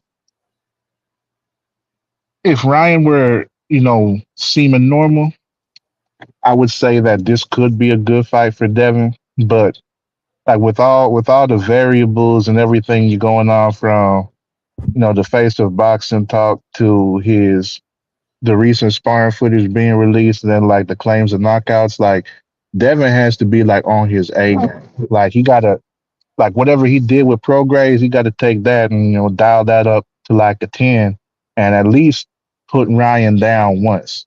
Like he at least gotta get a knockdown, at least for me, like looking at everything the way that it's all been going because if he doesn't at least get a knockdown, I think that's gonna drive his stock down. Like if Ryan Garcia make it through this fight and it's a competitive fight and it go the full 12 rounds and it's back and forth with a bunch of close rounds, I think that's gonna literally tank Devin's stock and his marketability. As far as trying to be that big money man. And I was wondering, like, do you kind of share that same sentiment, or you think that there might be still hope for him to come back? Man, I don't know, man, because that was a long question, brother. You got to give me the question again. What was the basically, question? basically, Devin's fucked up and in a hole with this Ryan Garcia fight. So if he don't perform and exceed expectations, do you think that's going to hurt his stock? Like if he doesn't drop Garcia at least, or if it ends up being a super close competitive fight? No, his stock ain't gonna go. His stock is exaggerated as it is. Oh yeah, Like, but I'm saying like, this is like gonna bury no, it. like no, I don't. Like I don't think it's gonna hurt it because I don't think his stock is what people say it is to begin with. I think there's a lot of exaggeration when it comes to that shit. I think he's like the Black Lomachenko. It's like the Black Lomachenko. I don't I think. could agree with that. Yeah, I don't think Lomachenko's stock dropped when he fought Teofimo Lopez. I just don't think his stock was sky high to begin with. Devin Haney's stock is not sky high to begin with. It's not. He's a very good fighter, but he's not literally, really and truly. Like, for example, somebody, this one, Juan Thyme said, see how many seats, 8+ seats you can get together. Okay, now this is how many 8+ seats I can get. That shit ain't selling. Look, this is, you can see right here. You see where I pulled it down? This drop down menu? Yeah. 8+ tickets. How many 8+ tickets you can get? 12 listings of 8+ seats there. 9, this is 8, 14, 9, 13. That's 18, 8+ seats you can get. And when you buy only 50 something in the last 7 days. Yeah, 50+ tickets were sold. But this is only, to be fair, this is only, or to be clear, because I'm being fair, this is only StubHub. So there's other vendors that you can buy it from. But if I want 8+ tickets right now, I can get them in any section. I can get 8 tickets in. And this is a month out. Dude, that's the month at this point. Yeah, it's less than a month at this point in time. And they dropped the ticket prices in half. Because you remember when we originally looked at that thing, they were $500. Oh, if you bought $500, if you had bought $400, $500 tickets in that section when the tickets went on sale, and now you see sections, people buying them from half price, you got to sell your ticket, and you're literally got to sell your ticket back, and then hope you can maybe buy another one. Maybe you can buy another one, and in the same realm, and you can get your money back. Right? Because if I sell one, if I paid $400, let me see if that works. If I bought one for let's say $500, because they were somewhat more over $500. $500, I sell it back for $290. That's $290. That means I lost $290, right? Yeah. And then I buy with $290. Well, it means does that mean I recovered? That mean if you sell it for $290, I mean you lost $210. Yeah, I lost $210 if I buy another one, right? Yeah. You lost $210 off the cuff, then you buy one. But no, you just lost. Fuck, how does that work? I'm not good at math. If I have $500 and I sell this ticket back, and now I got $290, I've lost that. So you can't. That means you basically bought the ticket for $210, and you wind up buying the ticket for $210 because it was $500, but it's the $290 is like what you got back. So basically, you're still out $210. You wind up still having spent $500 because if you buy another one then you just wind up.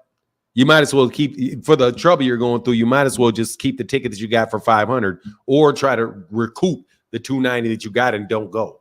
So that's kind of the math that I was thinking. But still, I don't think to answer your question, there's a lot of exaggeration about the worth of a lot of fighters. Oh, and I agree.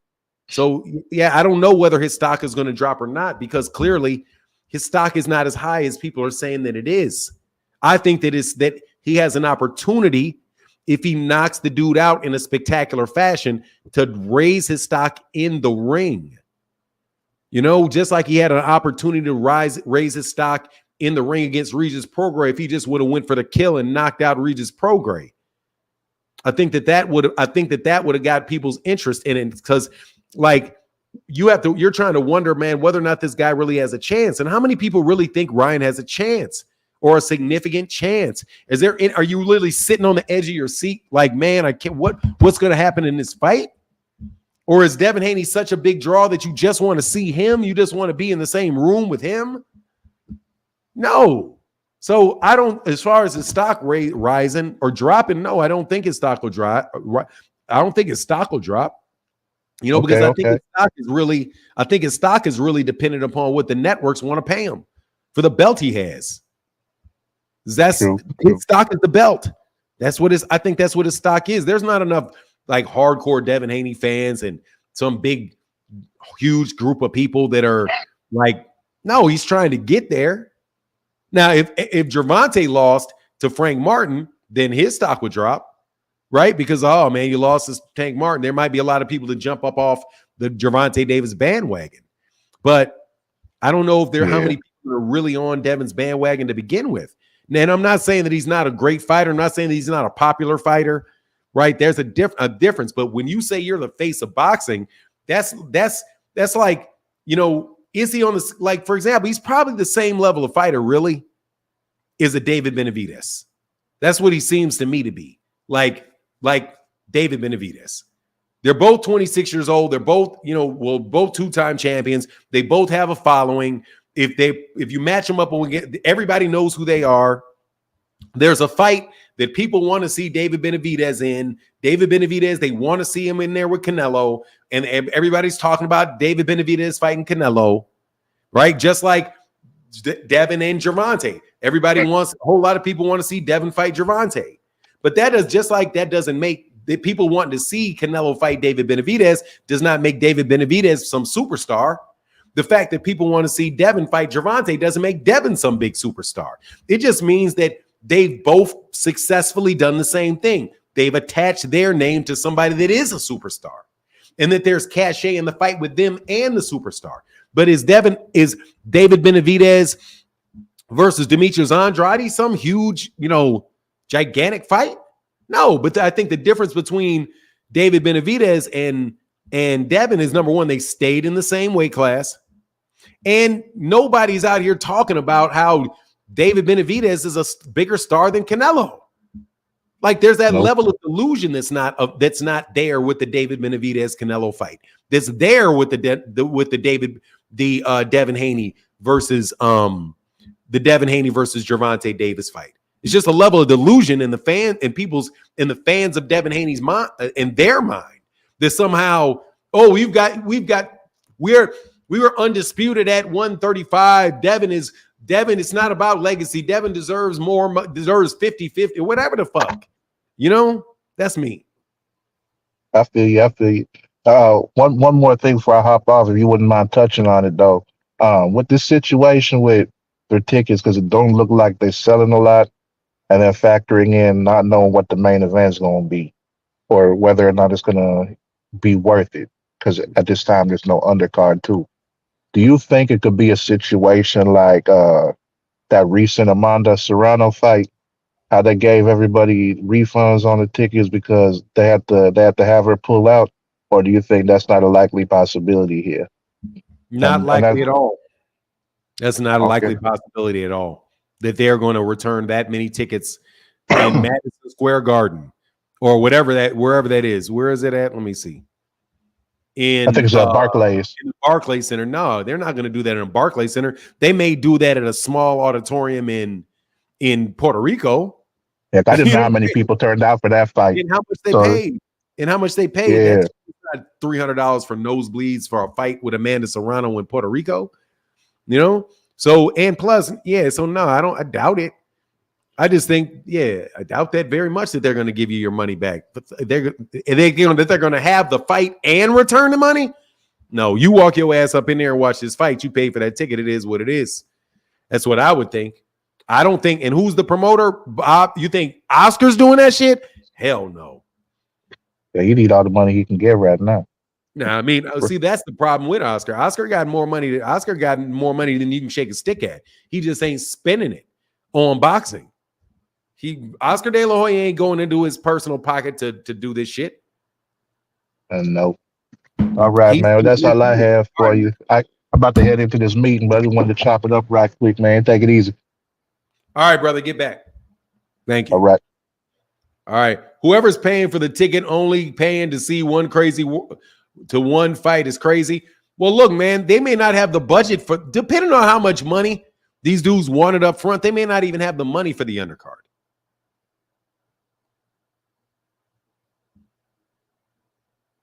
Nah, man, look, man, I'm sure. I know somebody that used to work with Oscar De La Hoya. They're like, man, Oscar De La Hoya is not spending Oscar De La Hoya's money on no boxing matches.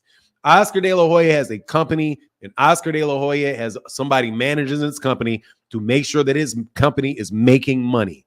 He is not dropping, like he said, he is not dropping $35 million on a Canelo fight with Jaime Munguia. He's not doing it. He's not coming out of his money. He's not coming out of his pocket. He's not taking out no loans. He's not doing none of that because he's already rich and he's going to stay that way.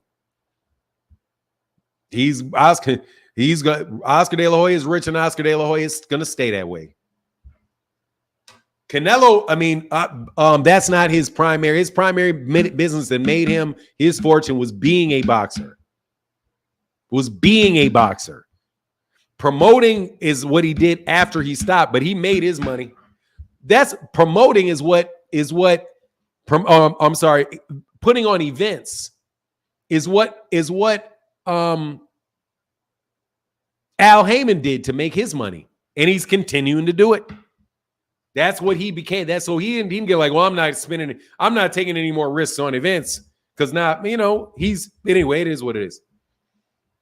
I don't know if it's going to get canceled or not. I doubt that it's going to get canceled. I really do doubt that it's going to get canceled at this point.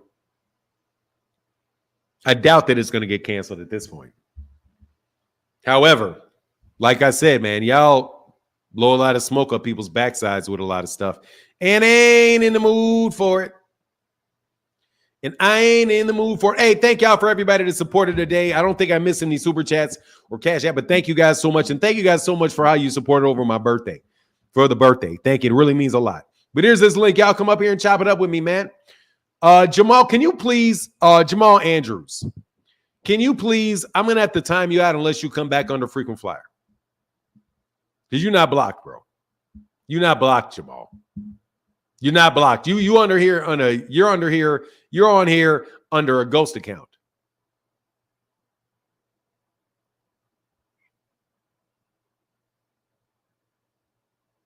What's FFRC? No, he's not. If not, if he clicks the link and puts his YouTube channel up, I'll unblock him. Worst case scenario, Devin versus Barbosa. They might not cancel. Yeah, they're not going to cancel that event. They're not going to. I don't think they're going to cancel that event. Highly unlikely that they can't. That they do that. For now, and this is my main account.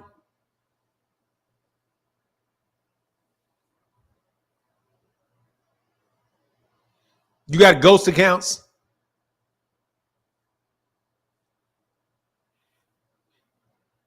Oh, frequent flyer RC. Oh, okay. Yeah, that's frequent flyer Jamal. No, I think they laid down, man. I think they laid it down. Skinny jean Negroes be having 8 accounts. Man, y'all wild, man. Hey, thank you, Juan. Appreciate you, man, for that support, bro. It means a lot. Thank you. Thank you. And Kiki, what's going on, Kiki? Much love. Thank you for the support. Big time. And I know y'all supported heavy over the last couple of days for the birthday weekend, so thank you guys.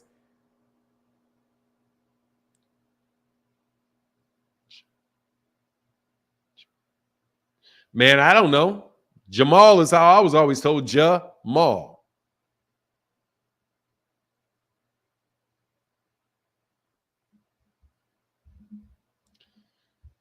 How can I help you, Kyle?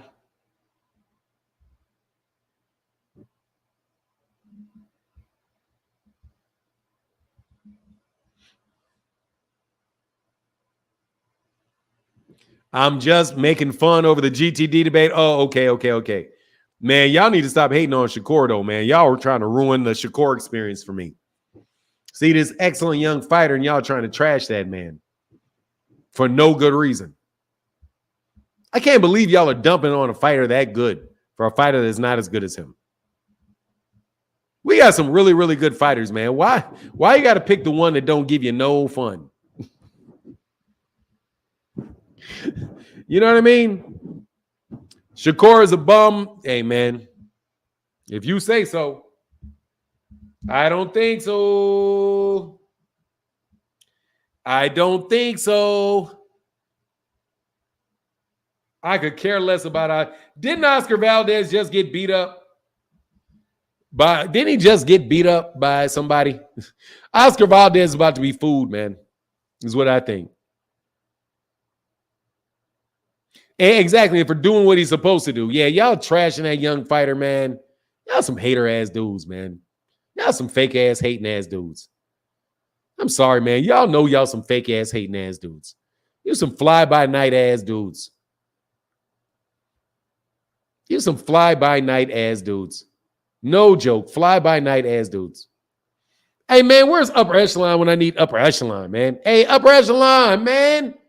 Luke that Martin, what do you mean? Luke what? Yeah, Oscar's a gatekeeper. I believe it. He got beat. Because first of all, he's an older fighter. But if he's fighting a guy from the UK, oh, Liam, is that the same? Hold on. He's fighting Liam Smith the same way that the same guy Gervonta fought? Or is that a different Liam? Is that you talking about? Is it Liam Smith? Honey, young man, I may go to New York. My cousin is throwing a reggae party the same night as a fight. It's a few blocks from the Parklays. If they are scalping, I'll let you know. Oh, okay, that's what's up. I'm not going to go. You better believe that. I'm not going to New York for that fight.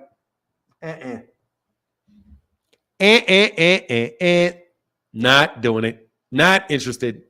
Those tickets are too much. I'm not paying $1,000 to see Ryan Garcia and Devin Haney for a seat like the seat that I want. 1,800. No, that is hell no. Hell no. Definitely not taking place, man. Definitely not taking place. Shakur versus Matias, they're in a different weight class. But I'm going to take Shakur if they fight. That's a tough fight, though. That's a tough fight. But I'm going to take Shakur if Shakur goes to 140, but Shakur's not at 140 yet.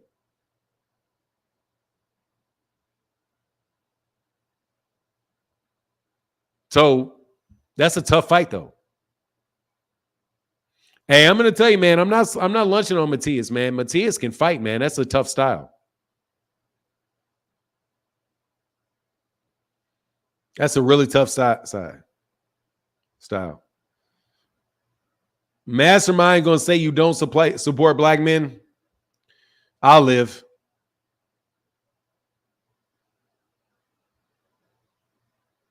No, why do you say that? Shakur Stevenson's fights are not boring. Shakur's fights, generally speaking, are not boring. You saw one bad fight. Well, the last fight he stunk out. The one before that, he didn't stink it out. He didn't stink it out. He didn't stink it out against Oscar Valdez. He didn't stink it out against Jamel Herring. Dude, some fighters stink out every fight. Man, y'all just haters, bro. Y'all hating on that kid. Y'all are hating on that kid. I'm sorry. I can't support that. I can't support that. Yoshina. I can't support that stuff. That doesn't make any sense to me. I watched his fights. Shakur Stevenson is not just a defensive fighter. He will walk you down too. Shakur is not a strictly defensive fighter. He's not. He's not a strictly defensive fighter. He's somebody that will. Matter of fact, I've seen him go for several fights in a row where he didn't really use that much footwork. He'll stay right there. Shakur will fight you in the pocket. I mean, I just don't get why he is, and he is dominant. I don't get it, man. I don't get it. I don't get it, man. I don't get it. I really and truly do not get it. Shakur will fight right inside with you. Shakur is not going to exchange with you, but he's sitting right there slipping your punches. Like, what are you watching when you're watching this guy? I don't know. I mean, I don't get it. Why are you guys not seeing this? Shakur Stevens will stand right there with you and beat you up. He absolutely will. He will stand right there. Oh, you say he's too dominant. Okay. He will stay right there with you. Now, if you're somebody that can bomb him out, he may back the fuck up. He may back up and do something else. But he ain't just moving to be moving. He will stand right there, stay right within range of you. I don't get it, man. Hey, what's up, Just Two Boxing? Yeah, look, man, if you guys find them boring, I can't. I don't get it. I don't see that. I don't see it. Just honest with you, I don't see it. I don't see it. I don't see who else is like, yeah, I don't see it. I don't see it.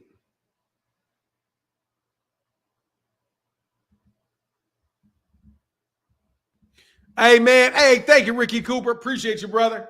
Said happy birthday. Happy belated. Thank you, bro.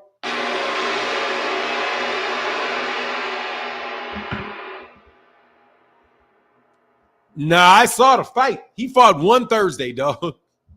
Devin and on ESPN. Devin and Ryan need to be on Thursday.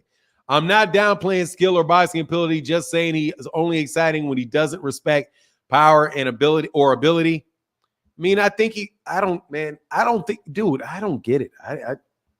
I think you guys are really running that. I think you're doing that man a disservice. But if that's how you see it, that's how you see it. I love watching Shakur Stevenson fight. That dude is no joke, man. I love to see that dude fight. And he will get he knocks out about a guy about every third fight. He'll go to distance, knock you out. Go to distance, knock you out. Go to distance, knock you out. That's about the pattern. Gervonta Davis will knock you out. Brrrah. Didn't knock you out. Then he got 3 more knockouts in a row. Gervonta Davis is a much more likelihood that your ass is going to go to sleep with that dude. For sure. But it's not like it's... Nah, it's your hating ass, Brian B. Robinson. He ain't doing himself a disservice by winning belts in 3 divisions. If Shakur's doing a disservice for himself, what's Devin doing?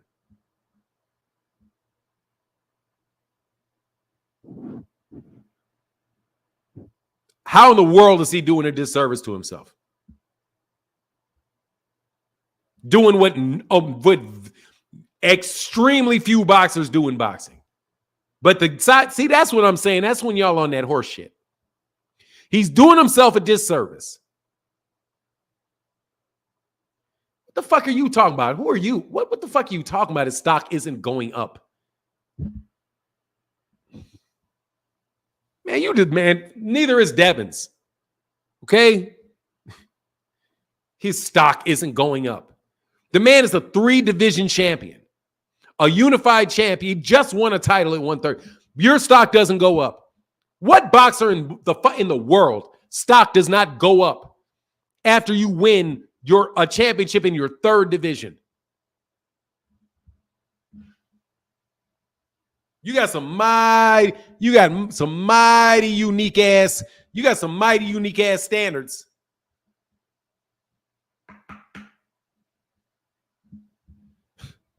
You got some mighty unique ass standards for some people.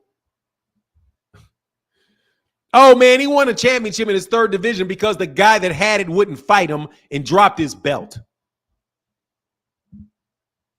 And his stock ain't going nowhere. He was undisputed. And he went and he got undisputed in a boring ass fight. And then he got his ass whooped. B. Robinson. And he got his ass whooped and got a gift and kept undisputed, even though he lost a fight. I've seen people say that Devin Haney's lost fights. I've never heard anybody saying Shakur lost a fight. How doesn't your stock go down when people say you got a robbery?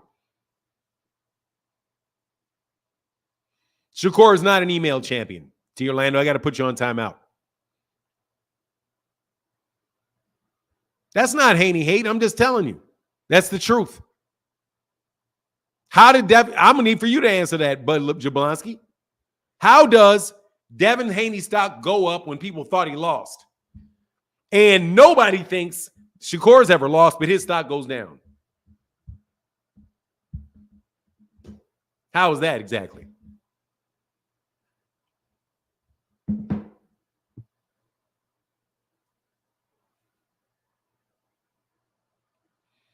How does that work?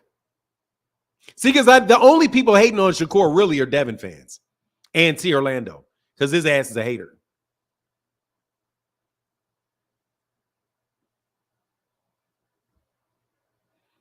Devin Haney fans and hating ass T. Orlando. That's about it. That's about it, dog. That's about it. Nah, man. Shakur Stevenson's the truth, bro. Shakur Stevenson. Yo, I know you're not. I said Devin Haney fans and hating ass T. Orlando Pearson. I said and that means I took you out of that group.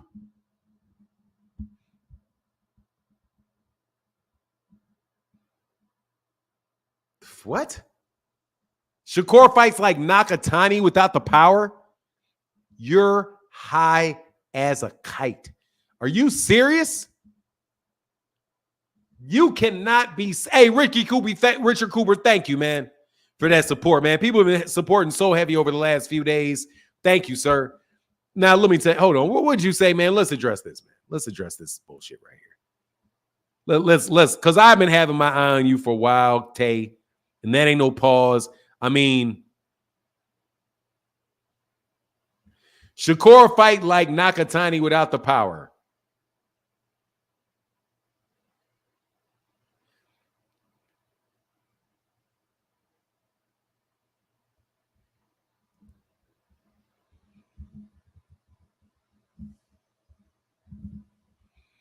I cannot believe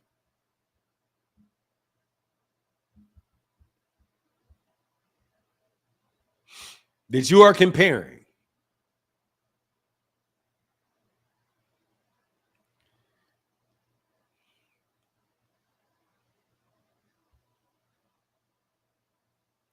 Shakur Stevenson to Junto Nakatani.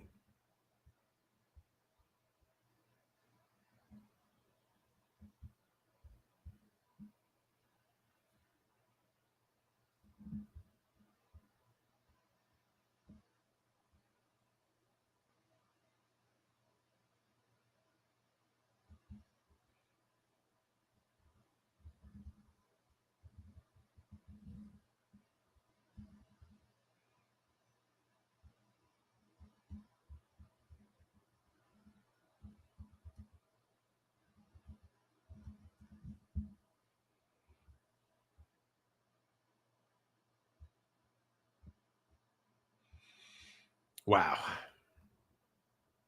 Okay, man.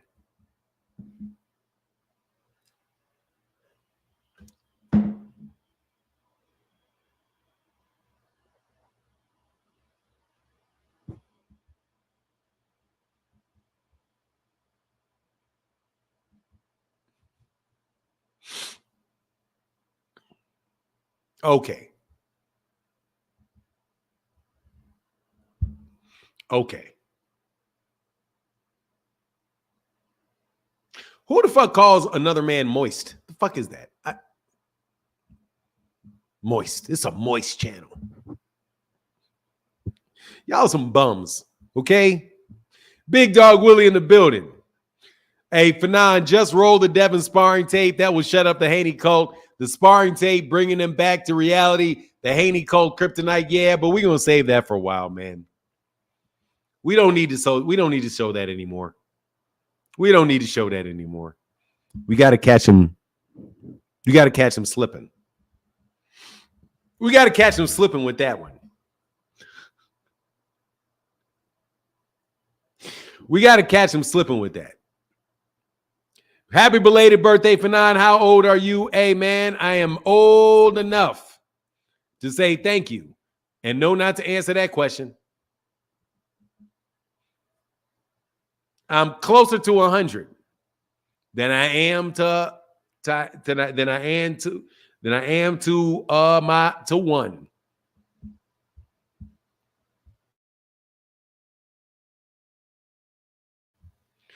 Hey, man, what's up, Adrian Molina? Shout out to Philly, man.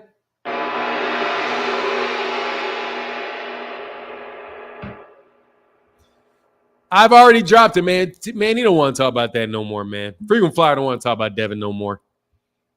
He's never been well, yes, he has, but you know what I mean. Ain't nothing in boxing prettier than nothing in boxing prettier in boxing than Shakur. Dude, Shakur can fight his ass off.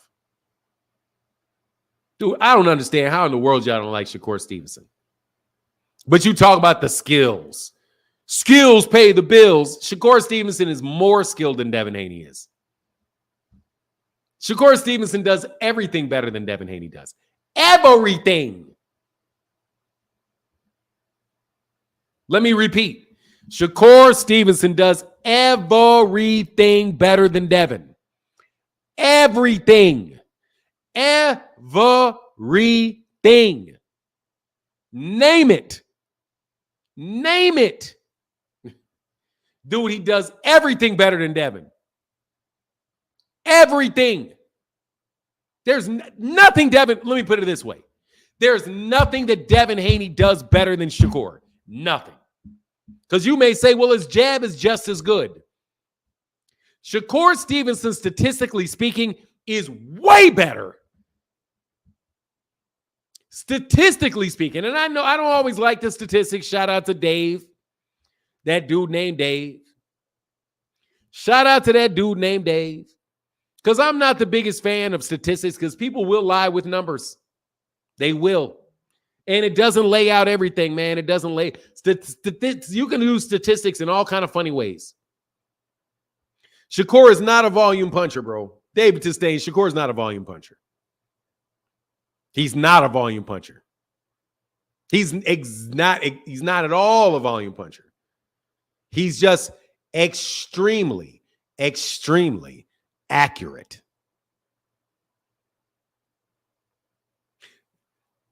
Does Shakur wear tight jeans? I've never even seen Shakur in any skinny jeans. Why you keep calling them skinny jeans, man? I ain't never seen Shakur in no skinny shit. I ain't never seen him with no nail polish, and I ain't never seen him with a purse.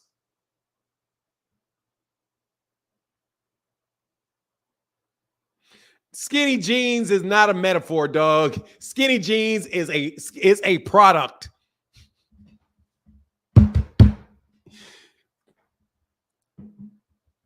It's a product, man. I ain't trying to hear, man. That's a product, dog. It's a product.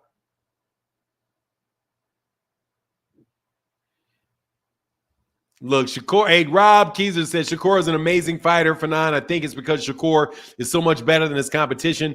The sense of suspense in the fight isn't there, so fans call it boring like they did Rigo. I mean, that's fair enough.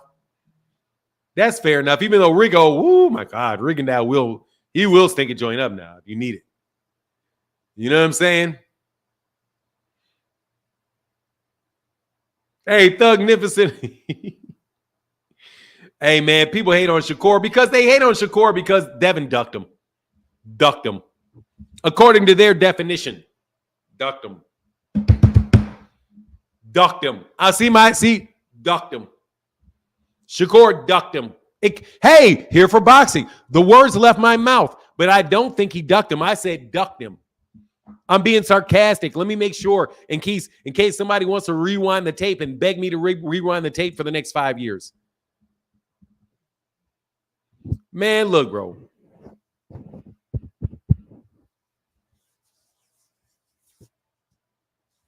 Ducked them. Hey, man. Hey, look, man. You know damn well if Gervonta Davis did the exact same thing to Shakur Stevenson, that shit would be a duck all day long.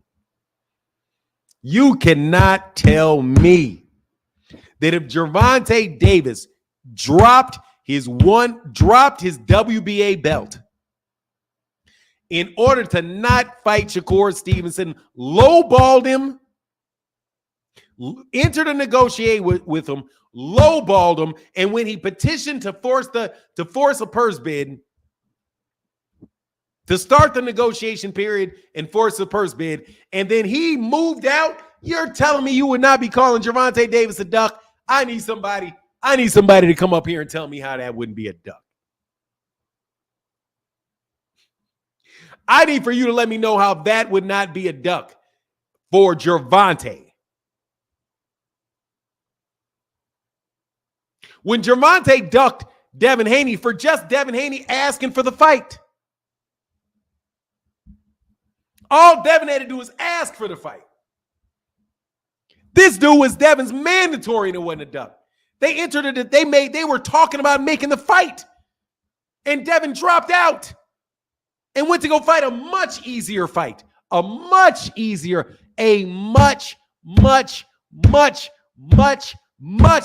fight. A fighter that was nowhere near the level of Shakur. You know it. Dude, I like Regis Prograis, but you know damn well Regis Prograis ain't nobody's damn Shakur Stevenson. You know it. But that's not a duck. But Devin can leave a weight class and Gervonta ducked him. Devin can be under a 3-fight contract with the fights already named out. And Gervonta ducked him because he wouldn't pay Devin's step-aside money for him. Because he wouldn't petition to be the WBA mandatory, which isn't even a rule, and then get Devin Haney out of a fight, out of a rematch clause that he agreed to.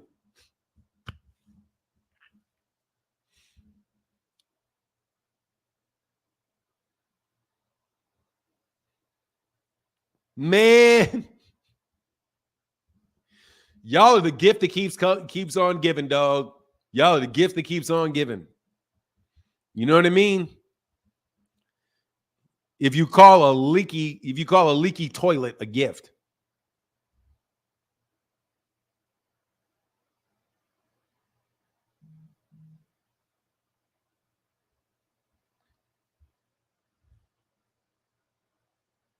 I mean, I don't know. Who do you lean towards? I don't know. I lean towards Tank, quite honestly. I lean towards Tank in that fight. But I think that fight can go either way. I don't know. Because Shakur Stevenson is not going to stand anywhere near that man. Because Shakur is going to get countered. And Gervonta Davis is twice the fighter. Man, they're so evenly matched in their skill. They're so evenly matched in their skill that the power and the talent is a problem for Shakur. Because Shakur is going to get caught. Yeah, power's not a I guess power is a skill, but the problem is Shakur is going to get caught. And Shakur probably is faster. I mean, dude, they're so evenly matched in their skill, bro. They're so evenly matched in their actual intelligence and their skill. They're both southpaws. You got a little bit of a reach advantage for Shakur, but man, that's ugly, bro, if he gets caught. When he gets caught. When he gets caught, that's ugly. And when he gets caught, that's ugly. I don't care. So what? Fuck what you talking about, dude. Click the link or shut up. Shut up. Click the link. I don't give a fuck about somebody calling somebody out. I'm tired of you buffoons with this. He ain't calling for it. He ain't say it on Boxing Scene. He's not saying it. He's not doing what Devin does and just making shit up about who he wants but never doing it.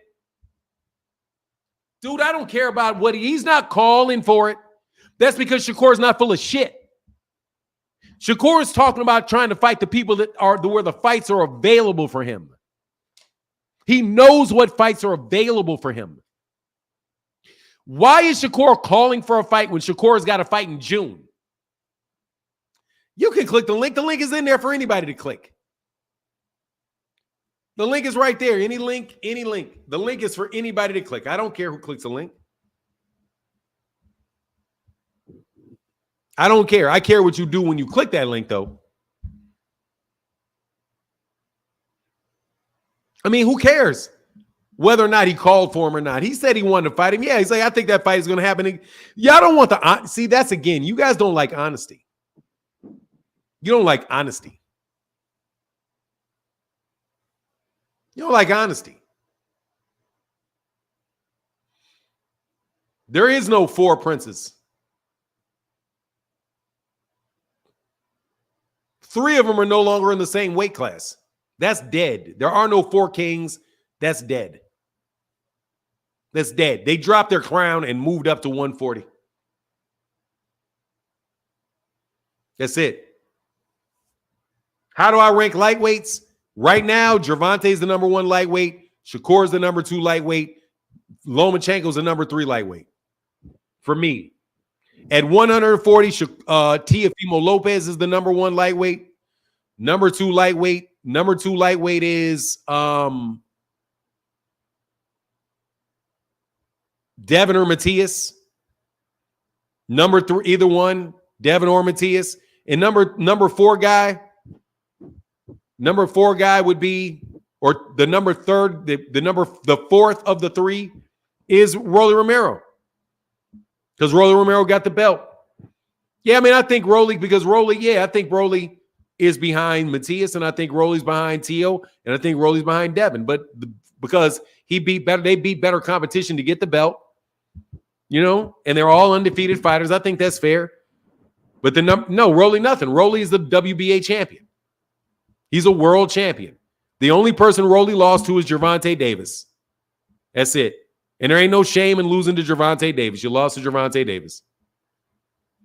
Rolly, I know people thought he lost to other people like Jackson Marinez and all of that, but he got the call. It is what it is. Curly J, how can I help you, sir? What's going on, Fanak? You hear me? I can hear you well, man. I'm nothing much, man. How are you doing? Man, salute, man. Man, I've been following you for a minute, man. Salute to what you doing, man. Your platform is everything. Thank you, sir. Appreciate you, man. What's going on, man? What's on your mind? Man, I'm just calling to check in, man. Solidify everything you saying, man. The Haneys be talking that bullshit, man. They keep running their mouths. They got 3 fight deals lined up talking about let's fight. Man, that's some bullshit they doing right there. And I'm gonna let the people know right now. I'm in the city. I'm in DC right now, man. I'm from DC. Yes, sir. And all that DC, man. Tell them come fight Gary Antoine Russell, man. That's all I'm here to say. Come fight Gary. And I'm Tank biggest fan, man. I'm one of Tank biggest fan, but tell him come fight Gary. I'm tired of the bullshit. Tank to fight Gary? Nah, anybody can fight Gary. But I'm saying to the Haneys, they at 140, tell them come fight Gary. That's all. That's it. Oh, y'all sell out in DC? Yeah, we gonna fill this motherfucker up. I'm trying to tell you. And we got fighters that we can put Jalil on the undercard. We could put people, we could put Boots on the undercard like we've been doing. It don't matter. However they want to line it up. But see, another thing is they going back and forth with Top Rank and the Zone. Why don't come over to PBC if they've been there before? Because you get paid what you weigh. Hey, we already know. I know Al Hammond paying people what they weigh. Al Hammond been paying people since the 80s. Yeah, you know that. But hey, man, yeah, you gotta put Gary Antoine there, man. I hope Gary Antoine gets Pitbull. If Pitbull beats dude, and get Gary Antoine get Pitbull and get that belt about. Yeah. I like that fight too. I've been watching Pitbull since before he fought Tank. I think, you know, he just comes straight forward like he's always been doing. You know what I'm saying? Whoever the winner is between Pitbull and Rolly, they should definitely fight Antoine. I definitely think Gary should definitely get a fight, a chance at one of the belts. You know what I'm saying? I think he proved himself to be a contender. Shit, I agree. If he decides to move up and fight Boots, I think that could be a hell of a fight too. I think that's not a pay-per-view. That's not pay-per-view yet. But I think that's a boxing fan. That's a boxing fan fight right there for sure. Yeah, it is. No doubt about it. But I just came to chime in, man. Say salute what you doing, man. Keep calling Bill out on this bullshit. You know what I'm saying? Everybody, you know, we love boxing, man. But right now, man, we gotta call the Mickey Mouse shit where it's at, man. That's all. Yes, sir. All right, man. Get back with you, Curly. All right, man. All right, get back. Yeah, man. DC. Yeah, I be forgetting about. I neglect to mention Gary Antoine Russell because you know one people want to act like Gary Antoine don't exist. Oh, I got you. Okay, cool. The Haney Code Kryptonite. I don't want to scare him off no more. They don't like that ass whooping, bro. Do you remember how they were trying to act like that wasn't an ass whooping? Y'all couldn't sell that, man. There's some things you can't say. You can't sell. You can't sell that Devin didn't get his ass whooped by Tank, man. You can't sell it. You can't sell it. You can't sell it. And since Gervonta said that he cracked Shakur too, you know, everybody, he sounds like from South. Well, not everybody. He sounds like Aisha. Not everybody in DC sounds the same. He sounds like he's from Southeast, but he don't sound like you're from Northwest. He sounds like him from Southeast. So I don't think not everybody sound and not everybody sound the same. You know, not everybody sound the same in DC. I love DC. DC is another really good city too. I wouldn't mind living in DC. DC just way too much. Oh, you from uptown? Okay, DC costs way too much money to live in, man. God dog, DC is expensive. DC is expensive. Stupid expenses. All right, that's what's up.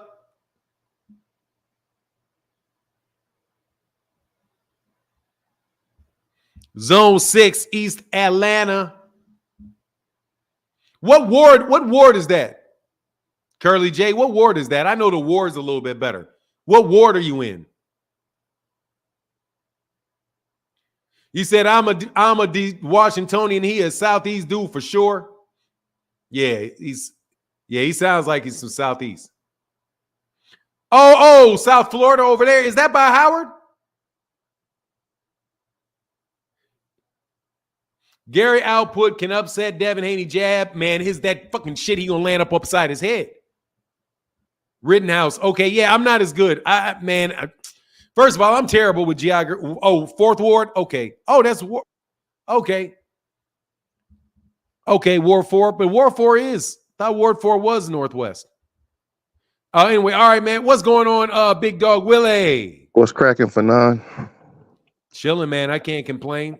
I just got something really. Your conversation for a break for a second. Give me 1 second. I'll be right back. Okay, go ahead. But I can hear you. I just got to do something real fast.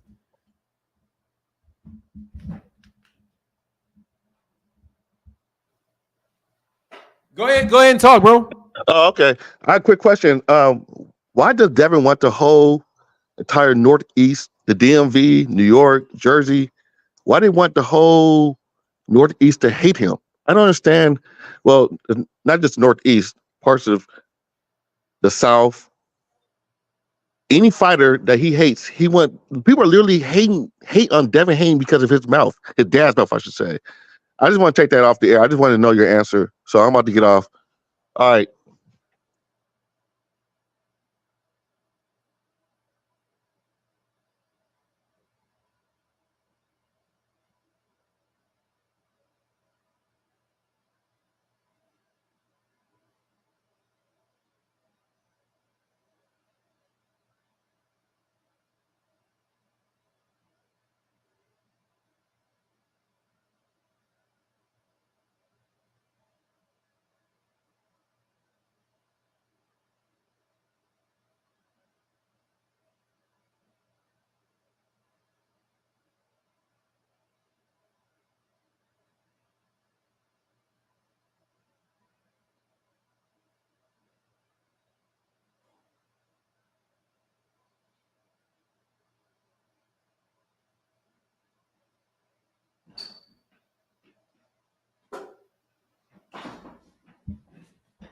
Sorry about that. I'm sorry. He said he not upper echelon. He had to roll. Yeah, that's my bad. I knew. I just had to. Hey, I'm sorry. I had to. I had to take a second. Hey, so what was the question? I know Big Wild. What did he say? What did upper echelon? What was this question? Somebody put his question in so I can answer it. Sorry about that. I had to run for a second.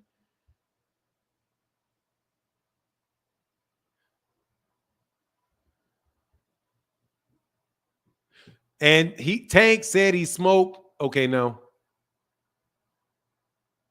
Devin wants to be hated like Floyd and paid like Floyd, but he's just not Floyd. He's not going to get there.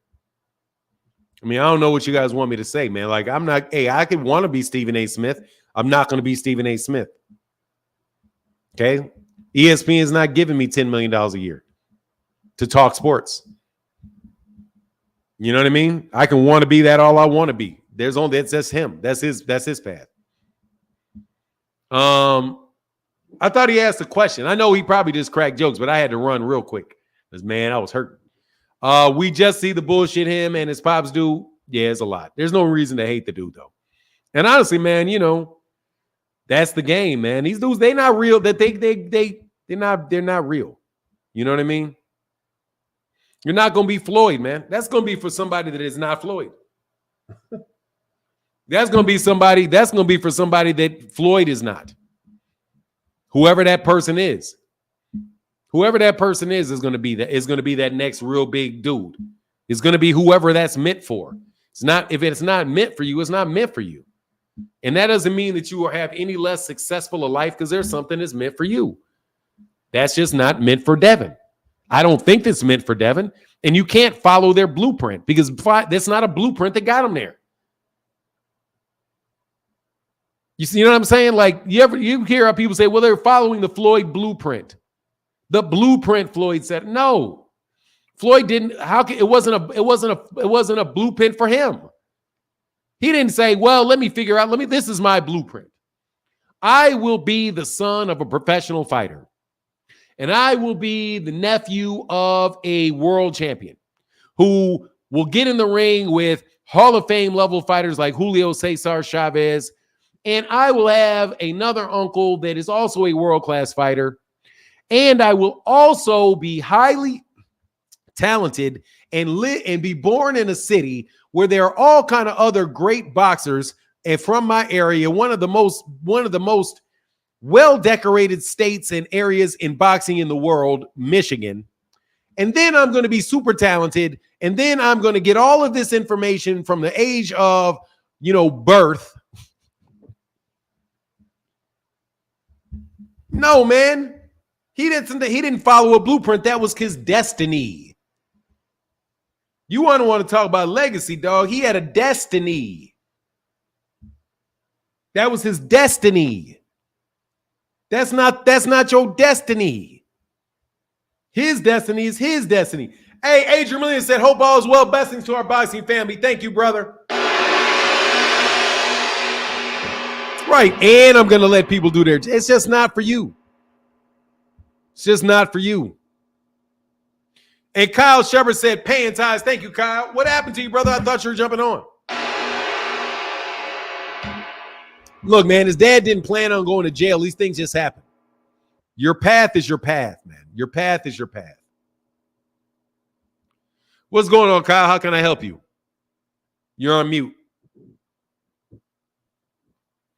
You're on mute.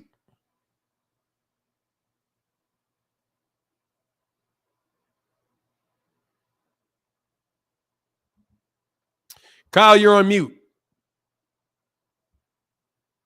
Marquis, forget Tank. Do you think Tank will ever surpass AB's popularity? No. Adrian Bronner's? No. No.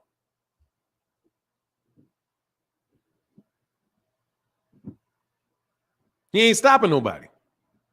I think if he starts knocking people out, yes. Yes. If he knocks people out, yes. You got to start putting on shows where people enjoyed the fight. The thing missing for Devin is the people enjoying the fight.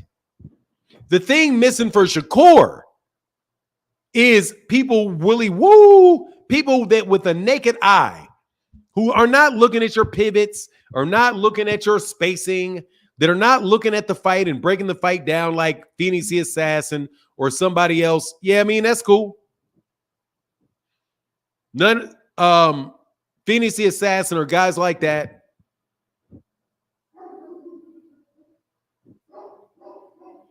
That are looking at like that. You can look at it from that angle, but that's what really hardcore boxing fans and people that are in the gym training are looking at.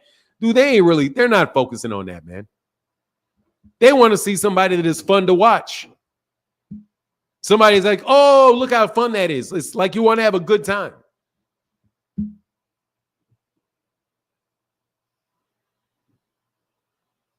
So that's what you need to do that. Period.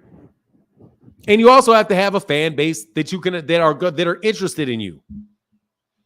It's helpful if you can dominate the Black American market.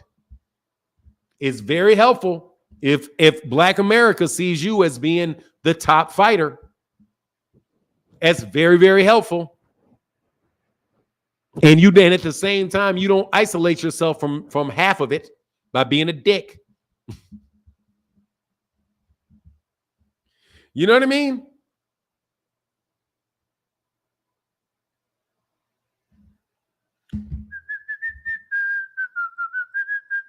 That's what I say. But it is what it is. Davis is saying, facts, Fanon. My mother actually enjoys watching T.O. more than Devin. These fights are more entertaining. Jermaine Ortiz blew it, though. I'm going to tell you who blew it is Jermaine Ortiz. Jermaine Ortiz, Gervonta doesn't even blow it like that. Gervonta Davis, you're not booing me. I'm stepping to you. And Gervonta Davis steps to you. Floyd had already crossed the Floyd had already crossed the threshold by the time he started getting in with those bigger guys. Like, hey, man, I'm going to make sure I don't get knocked out. You know, I'm going to make sure I don't get knocked out. I have the utmost respect for Bud, but I've been hearing a lot of back and forth between him and Mayweather. I'm a diehard fan of Money Team, but I like to hear your take on who wins what? Between Floyd Mayweather and Terrence Crawford, Floyd Mayweather. Floyd Mayweather's a better fighter than Terrence Crawford is. Floyd. If you're talking about at 147, I mean, Terrence Crawford's a bigger fighter.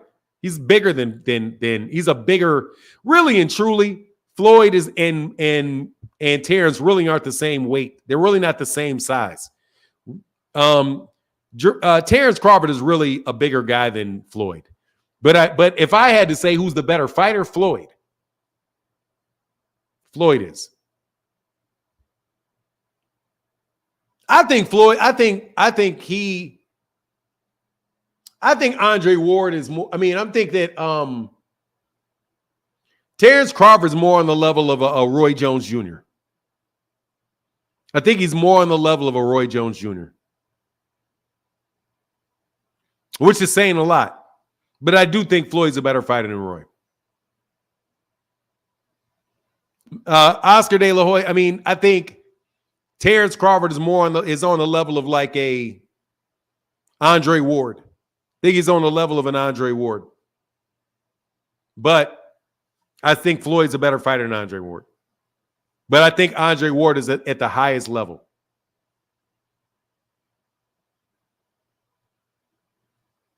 That's what I think. I think he may be right around or maybe a notch below Sugar Ray Leonard. I mean, I think Terrence Crawford is like a notch below Sugar Ray Leonard. A little bit below Sugar Ray Leonard. I don't think he's as talented as Sugar Ray Leonard.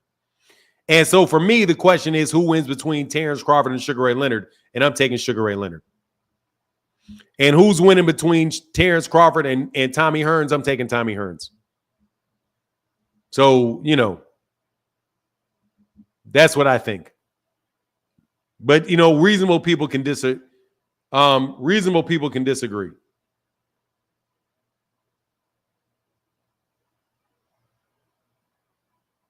That's what I think. But the most spectacular fighter that I've seen, like at the point in where they were the most spectacular, is Floyd. Like, he's just spectacular, bro.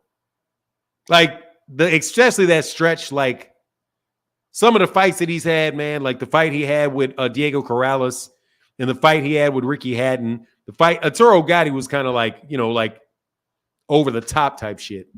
His fight with Canelo, I mean, he's just really like that, man. He's really like that.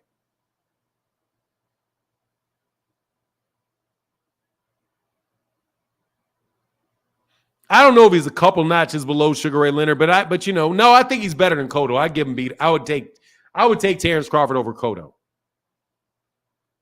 I would take Terrence Crawford over Cotto. I would. No, maybe I think a very good fight would be him. And honestly, man, I think Shane Mosley beats Terrence Crawford at lightweight. But I don't know, though. I mean, you know, like Oscar De La Hoya, I think he's a little bit better than Oscar De La Hoya. I think he's a little bit ahead of Oscar De La Hoya. But I think that he and Oscar De La Hoya would have been a great fight. I think he's a little bit higher. I'd take him a little bit higher than Tito Trinidad.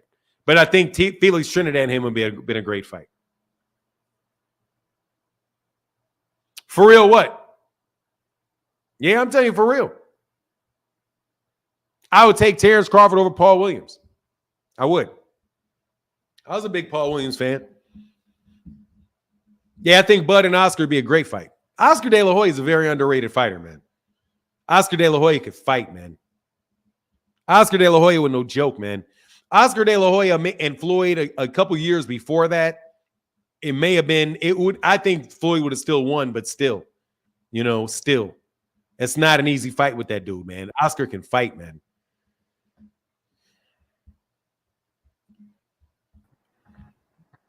Yes. Man, I gotta say, I gotta admire what you're saying, man. I'm loving it. The credit that you're giving to Terrence Crawford, man. Shane at 135 was a monster. He could beat anybody all the time at that weight.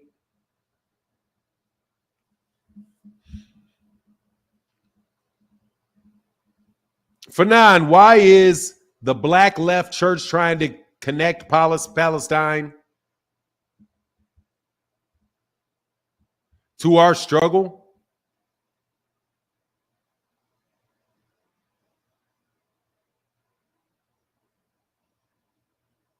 You serious?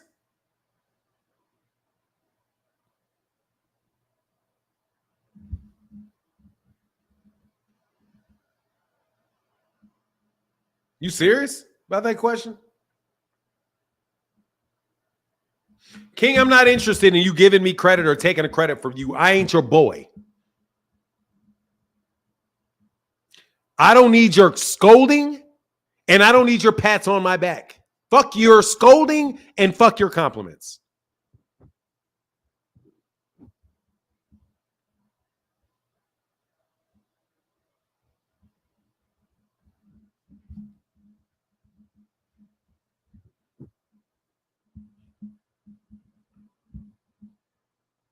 If you have an opinion, share your opinion.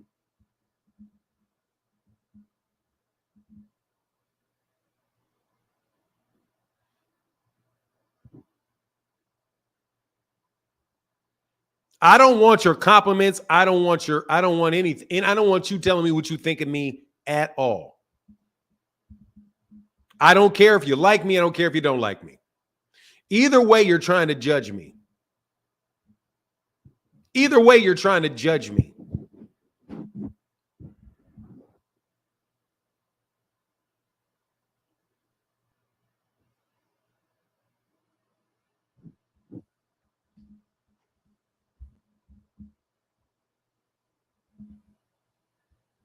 King, can you please? I didn't even mention it. King EST3. We are not doing anything. I'm doing it. I'm doing it. I'm doing it. Don't blow smoke up my ass, okay? No smoke near my ass. Please move away.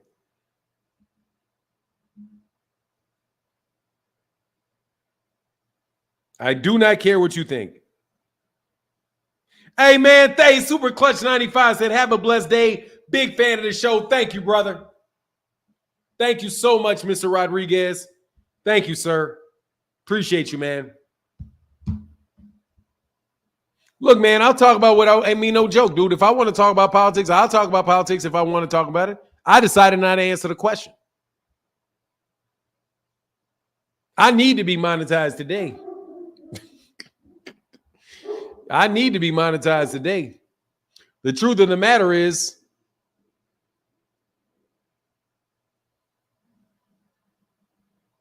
they're a victim of genocide.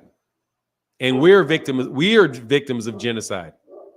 The situation is similar. There are similarities between them. There's similarities. That's why. I want to know why I'm going to waste my time talking about that stuff too much, because we got our own problems. I don't think we're in a position where we can really spend a lot of time doing all that shit. Honestly.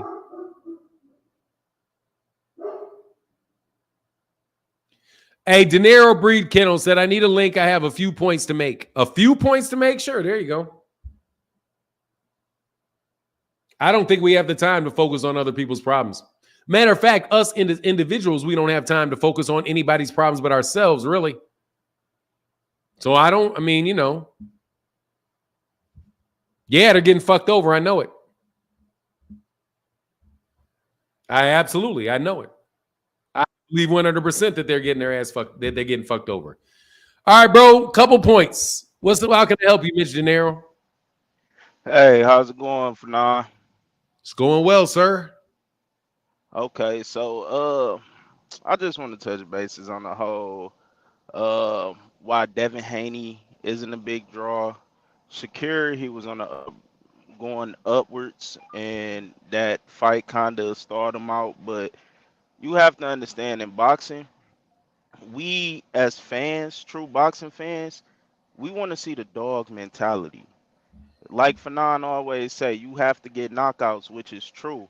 But also one thing Floyd started to do in his career, if you haven't noticed, Floyd would take every couple rounds, he would stand right there in front of the guy. He'll put his high guard up and he'll get hit a few times. Make it exciting, make the other guy get a little go back to just beating the hell out the man. Because do you think Floyd honestly need to sit there and get hit? No.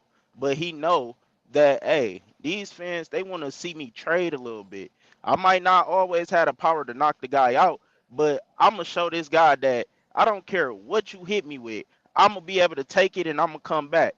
What Floyd tell Shane Mosley, you gonna have to kill me in this ring. He can't. He told him that, and that's what Shane Mosley also said. He said that he told him you would have to kill me in this ring. That showed dog. Devin Haney, man, you had Regis Prograde out there on his feet. You got back to the corner. Bill Haney told you, no, calm down. The knockout gonna come. Just calm down and go back to boxing. Keep moving around. So you taking eyes away from you instead of just going out there getting a knockout. Gervonta Davis, he goes out there, he make the fight exciting beyond just getting the knockouts, cause we know he gonna do that. But he also sit there and he let the guy hit him a little bit. Then when he like, okay, I'm about to start slipping your punches and show you that I'm a whole different level of fighter. Same thing with Errol Spence. Errol Spence whole Movado is I'm going to step towards you and we are going to fight. We gonna fight. So all these guys thinking, oh, they should be a big name from their mouth. No. I don't care how much you talk. I don't care what you say outside the ring. I want to see how much dog you got. And that's pretty much all I had on that. I just seen guys up here talking about Devin Haney supposed to be a big draw and all this other stuff. Man, you got to go out there and make the fight exciting. All right, brother. Well, thank you, Mr. Nero. Thank you, No sir. problem, man. Have a good one. You as well.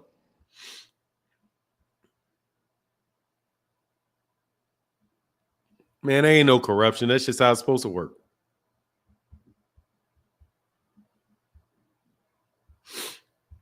They keep instability in that area for the benefit of us.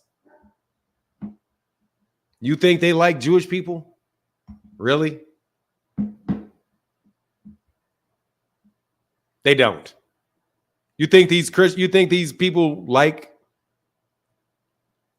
Jewish people? They don't. Okay? They do not. I promise you they do not. They like instability is what they like. Instability. Instability keeps people from having freedom to roam. That's what that is. Man, it's okay. I'm not getting demonetized for that. I haven't even said the names. I know what I'm saying. Thank you, King of Kings. But dude, it's not, we already learned our lesson here, so we just need to learn the lesson we already learned. And stop letting people pimp us. You're letting Devin Haney fans pimp you. I'll apply the same concept to boxing. Bill Haney ain't nothing but a black preacher. He ain't doing shit that what black preachers don't do. Same shit. Same shit. Preaching to you. Preaching to you. About what you need to do as a black person. And really don't give a shit about nothing other than what you do for him. Okay? That's called a poverty pimp. Drug dealers are poverty pimps. Pimps are poverty pimps. In many churches, they are poverty pimps. You're suffering, God can give you the answer because God is the answer. And they're going to tell you how God can give you the answer. They're selling water to people that got a well.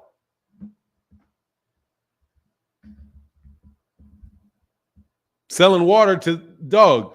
You just think about this. Why in the world would you anyway? Umar Johnson, a poverty pimp. Look, man, I don't know. All I know is this, because I don't pay attention to him. I couldn't tell you. I've heard enough of them. I don't have to listen to the next one.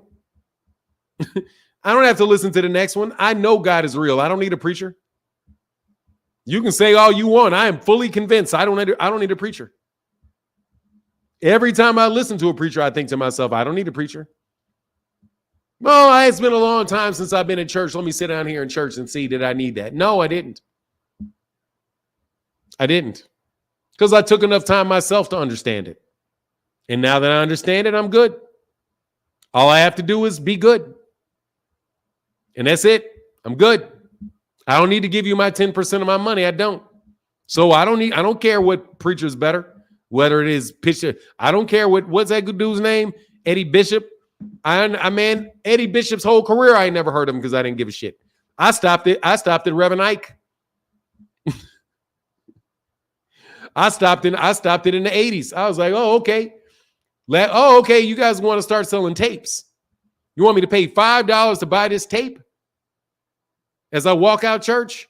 So not only do you want to give me the word, you want to record the word, and then you want me to sell the word so that I can stick the word in my car and listen to it on this cassette tape. I listened to a debate my father had with somebody about that when he was a deacon. And I was like, okay, that's the fallout. And I'm telling you, I was very young. Oh, that's the fallout? Okay, because I believed in God. I got baptized because nobody told me to get baptized. I decided I wanted to get baptized because I believe in God. I know God's real. I know it. Never had to worry about it. So you never had to convince me. You guys are out here trying to convince people that God are real because they had a hard time believing it. But once you believe it, then I don't need you convincing me that shit. You're convincing me of what? I already know. You can't tell me I'm a non-believer. I'm not even a believer. I'm a knower. I know. So you don't have to convince, oh, you're a non-believer. No, I'm a believer. If you mean I don't believe your ass, correct. I don't believe your ass. I don't believe you. I don't believe you. But see, then you got to focus on yourself. That's it. He said, protect the nest, fuck the rest. The 1980s, pretty much. And I'm not saying you go out there and you steal from people and you do people wrong and you mistreat people. No, you just don't mistreat people.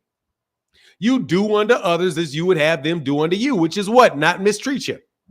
I wouldn't have somebody give me all their money if I didn't deserve it. You know what I mean? But if they have extra and they don't need it and they just going to waste it and throw it in the fucking trash, and that's all the food anybody has, man, why you throwing that shit in the trash? Why are you driving up the prices of everything? You know what I mean? Anyway, when you have mentally broken a man, he will accept your words as his own, break a man's mind and restore it to the teachings of Devin, love him more than Haney. Dog, let me tell you something, man. Bill Haney couldn't convince me the motherfucking water's wet. Okay? Because I know why you're telling me. I don't even care the water. I don't care if you're telling me the truth about water's wet. What you trying to get me to do with that water?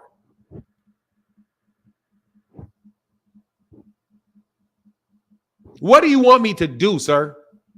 Let's get around to the end of this. Because you're asking for something. You're trying to do something. What are you trying to do? See, that's when like mastermind, you know how mastermind be like thinking, man, I can't even talk to you. Hell no.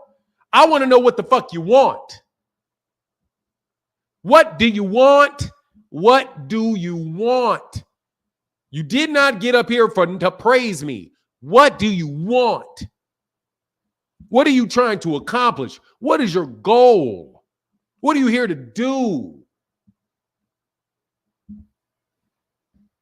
What are you here to do? Let's get to that. Let's get to what you're trying to do. Don't try to tell me, oh, yeah, no, that ain't your buttercup. Brother, you're not my brother. My brother, I know you don't look shit like my brother. I got one of them. What you trying to do here? Oh, you're trying to manipulate people into thinking, you're trying to tell people that I'm not telling the truth and I'm dishonest.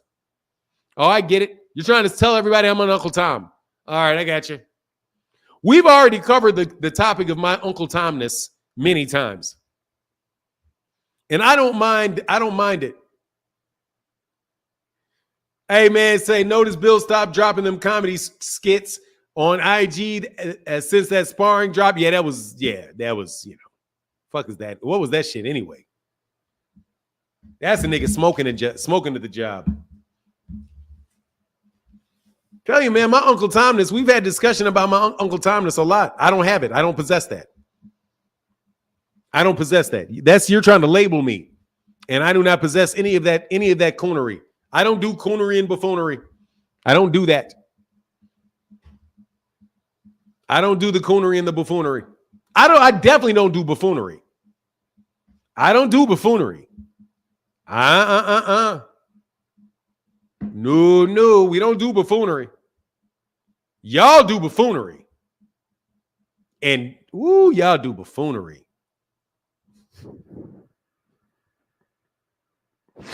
Anyway, because y'all just, nor shakoonery, man. I don't do none of that, dog. I don't do none of that. I will tell you, though, all y'all act different around white people. Just be honest with you. You do.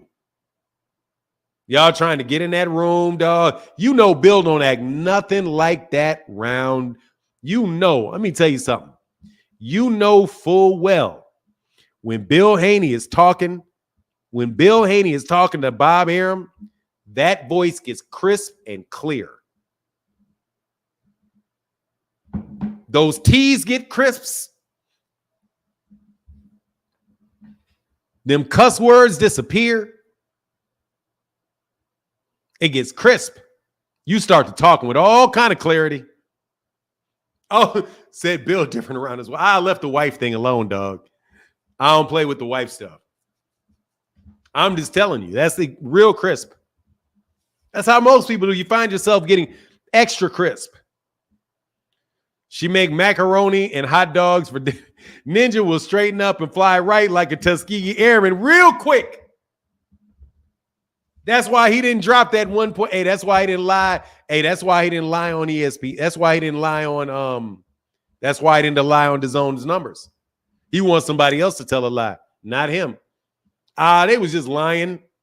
They didn't get that number from me. They was lying. They made that shit up. Here, I'll do it. Hey, give me the lie. I'll tell it, massa. Mr. Mileage, hey, man, thank you, brother, for becoming a new member, YouTube member. Man, that's called Frankenbeans. Them Frankenbeans used to be good. Them Frankenbeans be good. Hey, JD, no, seriously, that is the most, that's the most, hey, dude, seriously, I got a racial theory now. I got my own unique racial theory. that dude and cats do not like this shit. They will never, this is how far we are, watch this shit. This is how far we are away from solving racism. The most racist word on the planet is white. That's the most racist word on the planet. White. And you will never get rid of racism until you have people stop using that word. You got all kind of people saying they ain't black. All kind of people. I am African. I am not black. I am Dominican. I am not black. I am Puerto Rican. I am not black. I am biracial. I am not black. I'm triracial. I'm not black. I'm LGBTQ 1, 2, 3, 4, 5, 6, and I'm not white. I ain't black. But you ain't never hearing nobody. They'll say, I'm half white. They will say, I am half white. You ain't catching nobody saying they ain't white. And ask until watch this shit. Until one woman says she was not white. And they blew the fuck up. They blew up. That's when I discovered it, dog. That white is the most racist word that there is. To require somebody to call you white is one step away from having to call you right, calling you pure, and all of the things that white represents. Clean and innocent. All those things. Even though you French, it brings together nations like no other word does. Black don't bring no negotiating. Nah, man, them American Negroes, man. You American, you ain't African. Hey, man, dude, they're brown is what they are. There's no such thing as Caucasian is only in the United States. Caucasian is some shit they said in the United States. That's it. That's not even real. Caucasian, they're actual Caucasian people from the Caucasus Mountains. The mountains of Caucasus, as your boy said. So anyway, I just want to let you know. Until you get rid of that word, until they stop calling themselves that, I don't buy none of that shit. That's the litmus test. You'll know when it's gone, when the major one, when the good one is gone. You'll know the racism is gone when the good, when the one you get the prize for having is gone. Not when you rename the bad shit. See, watch this shit. How many times have they renamed black people? We went from niggas to Negroes to coloreds to black to African American, and we're gonna be something else. We're gonna be something else in a couple years when people don't like that. Then we backed up because really black never left. They never really stuck. African American never stuck. It never really stuck. But white ain't never changed. 400 years, and they cool with that phrase, and they ain't trying to get off that nothing. That's when. Now go ahead and steal that idea. Because you ain't never heard nobody else say it. But Afro-American, exactly. I will believe racism is not an issue when white people stop putting themselves in a race. An exclusive category for you and you alone. You can't even be born. Biracial is not white. You ain't white though, are you? No, well, I'm not white. What are you? I'm mixed. I'm not black. It doesn't matter. You not white. That's all we care about. You said we're going to ride this white thing out. Who said that? That was a funny thing. No, I think we like this. We're going to ride this white thing out. So anyway, I ain't trying to hear that, dog. I ain't trying to hear that. I'll believe it's over when you stop calling yourself white. Take some responsibility. Take some goddamn responsibility and solve the problem and stop calling yourself white. Oh, he said, no, that's Chris Rock that said, I'm going to ride this white thing out. Yeah, I think we're going to ride this white thing out. We'll see how far this takes us. Yeah, exactly. I'll believe it. I'll believe it when I see it. I'll believe it when I see it. Then tell me racism. Tell me racism is dead when there ain't no more white people.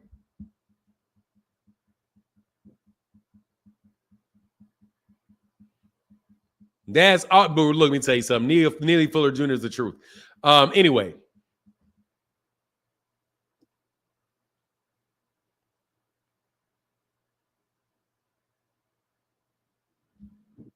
What? Kids don't care about color? Yes, they do. We need to tell you, they will soon. They will soon. If they don't, well, they will soon. Let their ass get out of school. Oh, I want to be very black because it pisses everybody else off. See, that's what the word NIGGA used to do for me. It used to be like, nah, we like who we are, and you can't say this. And then they were like, man, we're gonna make this shit so prevalent that we get to say it too. Yeah, you'll be tripping. Oh, dude, I love. The best thing is loving being black. That's the best feeling when you love being black. That's the best feeling right there. When that's what you want to be and you're happy to be that and you wouldn't change it for the world. Then there is nothing better than that. That's how they feel. They would never change being white for the world. Wouldn't change it. They may want their kid to have some color or whatever, but how much would they sell? How much would they sell that shit for? How much would you have to pay them not to be it? Outrageous sums of money. So that's why I like it. I like it. Might as well. You don't change. This shit ain't going to change anyway. It ain't going to change anyway. You might as well love it. That's living in reality, partners. That's called living in reality's partners. And I don't have to have Bill Haney tell me whether I'm black enough or not, or whether all the other Negroes at the barbershop like me.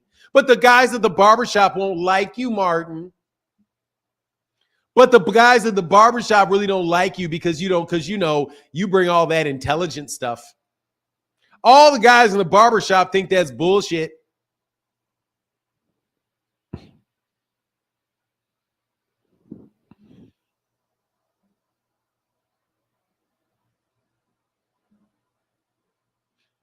All the people at the barbershop think that, huh? Hey, everybody thinks he's bad. Dog, that shit was goofball shit for real. I know Bill don't like me now, and I know what it is, so I can joan a little bit more than I would. But no joke, bro. That was some bullshit right there, dog. Like, you're not going to convince me that black people don't like me, and you're not going to convince black people not to like me. Fuck. What you think this is, man? What do you think this is? I don't understand what you think it is. In other words, they're going to hate you because you're smarter than them. No, dude, look. Bill think you niggas is stupid. And all he got to do is tell you, monkeys, what to think. And you monkeys are going to, he's got to understand he's the smartest monkey. That's how they work. They think they're smart. And they are. They're very intelligent people. They're very intelligent people. I used to have this dude call me a smart. First of all, the dude would say, these smart, dumb Negroes. These dumb, smart Negroes. Like, how can you be dumb and smart at the same time? You can't be. You're the dumb or smart. But what you mean is these dumb people that think they're educated and they think education is everything, but they really don't understand. So really, they're educated, but they're stupid. Bro, I knew you were talking about me. I know you're talking about me. The fuck? I'm not stupid. I'm not stupid. I know this, though. The ghetto does not represent black people. It doesn't. It represents, in matter of fact, what hood are you talking? When you say you're from the hood, what hood are you from? Because they all differ. Just because you're from Inglewood you're Inglewood in Chicago doesn't mean you're running around in New Orleans like it's the same thing. It's not the same thing. Those are not the same people. They don't have the same habits. They don't have the same temperaments. They don't get offended by the same things. Those are different human beings.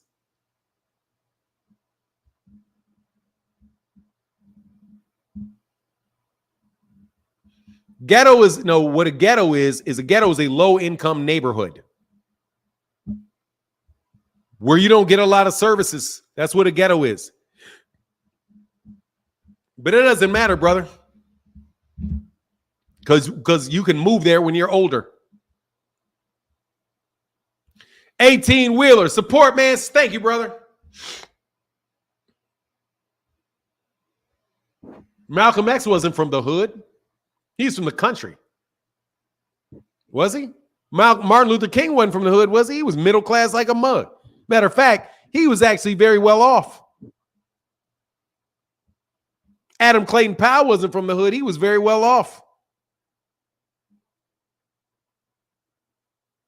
Was he? Wasn't he?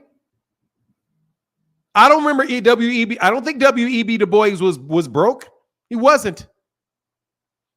Neither was what's the Jamaican dude's name? What's the Jamaican dude name that they deported? The really popular one that was deported. Marcus Garvey. Marcus Garvey wasn't broke. Marcus Garvey was very wealthy. Very wealthy.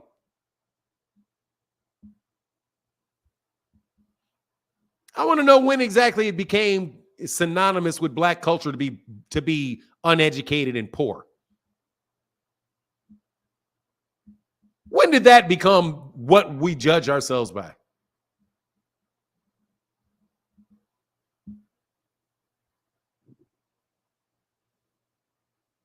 Seriously. When did we stop judging ourselves by people like Martin Luther King and W.E.B. Du Bois and Bernard Rustin and Adam Clayton Powell and people like that? When did we stop looking at the best of ourselves and start thinking of ourselves, the best of ourselves as the drug dealers, the people that did, 10 years in the pen? When did that start being the target? I know when it became the target, when black started being beautiful. Right around the same time that people started pushing African American instead of black.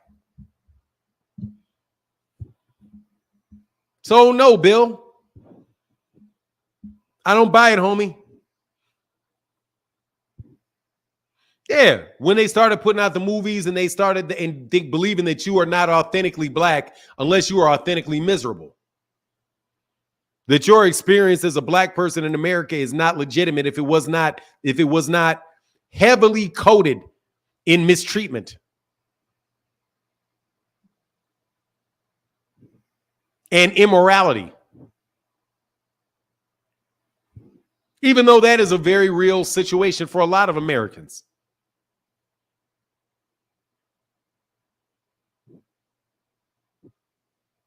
You know what I mean?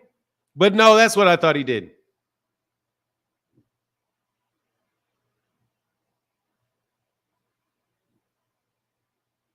Dog, that is not the plight, homie.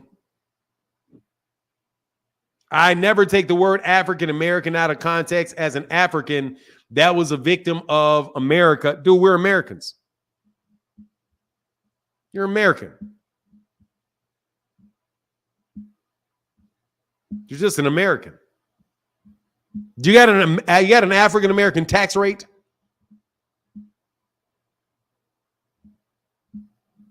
Is there some other constitution for African Americans than there are for Americans?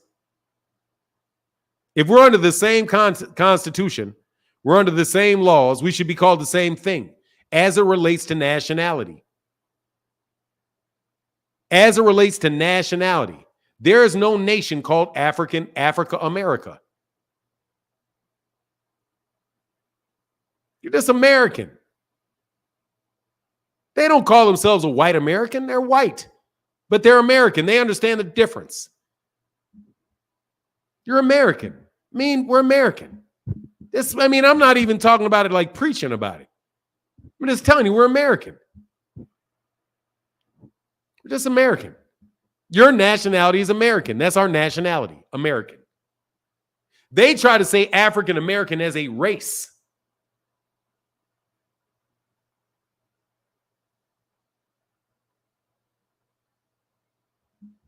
Your nationality, what's your nationality? American. What's your ethnicity? Black.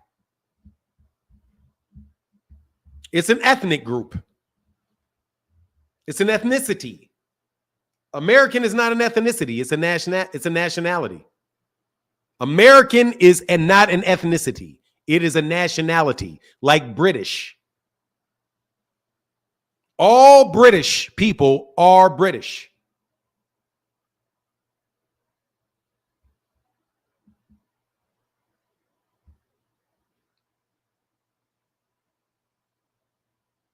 Oh, there probably is a black interest rate.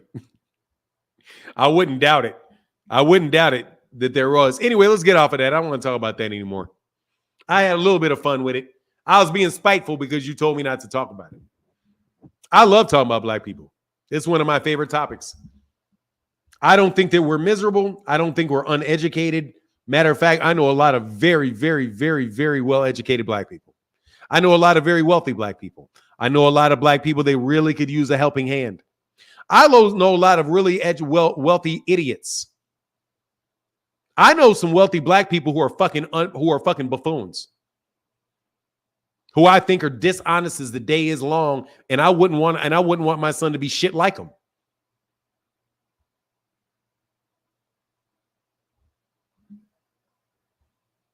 Really? I don't want my son to be like P. Diddy. Take that, take that, take that. I don't want that. Take that, take that, take that. He looks very unhappy and very unhealthy. Take that, take that. He looks very unhappy. He looks very unhappy, very unhealthy. Specifically, P. Diddy looks very, very unhealthy. Like for sure, he need to get his health together. That dude looks like he's absolutely miserable. I don't want my son getting fried on YouTube debates and saying things like, I don't give a shit, I'm only down for mine. At the same time that you're saying you care about the people, let me get this right. All black people should support your son, but your son doesn't have. All black people should support Devin Haney and Bill Haney. Isn't that what y'all think? All black people should support Devin Haney and Bill Haney.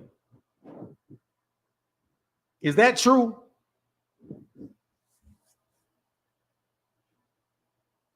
I'm getting back to boxing. Isn't that true? Isn't that what they say? Isn't that what he say? If you're going to support this young black father, this father taking care of his kid, who's raised him to be this champion, you should support him. You should never hate on him. Isn't that what they say?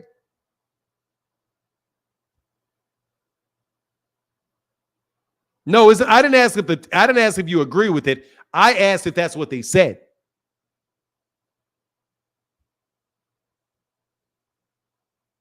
Isn't that what the YouTube channels say?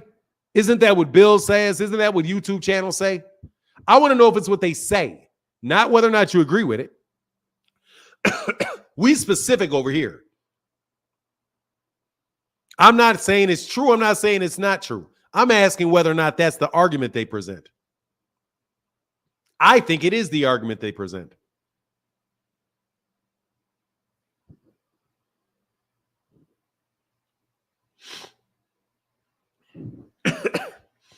If that's the argument they present, don't they then turn around and say, didn't Bill also say we don't owe them nothing? We're going to support ours. I support Devin. I don't give a shit about nothing else. Isn't that what Bill said about Devin? I'm going to support mine. I'm going to ride with mine. I don't give a shit about none of that, all this stuff about whether or not, because there was a woman that came on here and asked, why are you tearing down Gervonta Davis? Why are you turning down these other black fighters?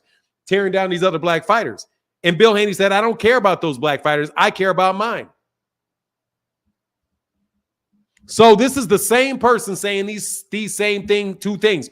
All black people need to support me and my son because we're doing the right thing, but I don't have to support other black people who are doing the right thing. That is called hypocrisy. You're asking everybody to do something that you're not willing to do for anybody else. They're not supposed to care about their kids. They're not supposed to care about the fact that they don't want their kids to be hypocrites and to point out, hey, man, this guy's being a hypocrite.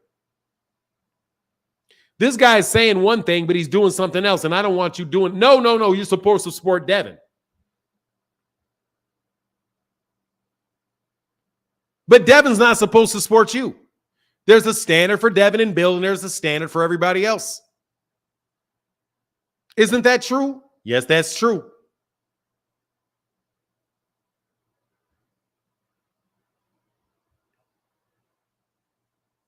Why so bald? Genetics. My grandfather was bald. I do believe all my Greek male cousins that I've ever seen are all bald. So really, the reason that I'm bald, I suspect, is because there's a bunch of Greek dudes that I am genetically related to that passed on a trait for male baldness, and it hit me. They also got big earlobes, long noses, and they grow beards. So I got the long nose, I got the floppy ears, I got the bald head, I got the beard. Where my brother is 10 years older than me and he's not bald. He can't grow a beard. He doesn't have floppy ears. He didn't get that genetic trait passed on to him. Kind of for the same reason that you're a moron. Because I'm sure that you were descended from a long line of morons who couldn't figure that out, a question that simple for themselves. Kyle Porter, how can I help you? Hey, good morning, Fanan. Good morning. I agree with what you're saying as far as Bill Haney being hypocritical. You know, he, I guess as a father, is always going to defend his son, which to me seems typical. You know, most fathers would probably do that.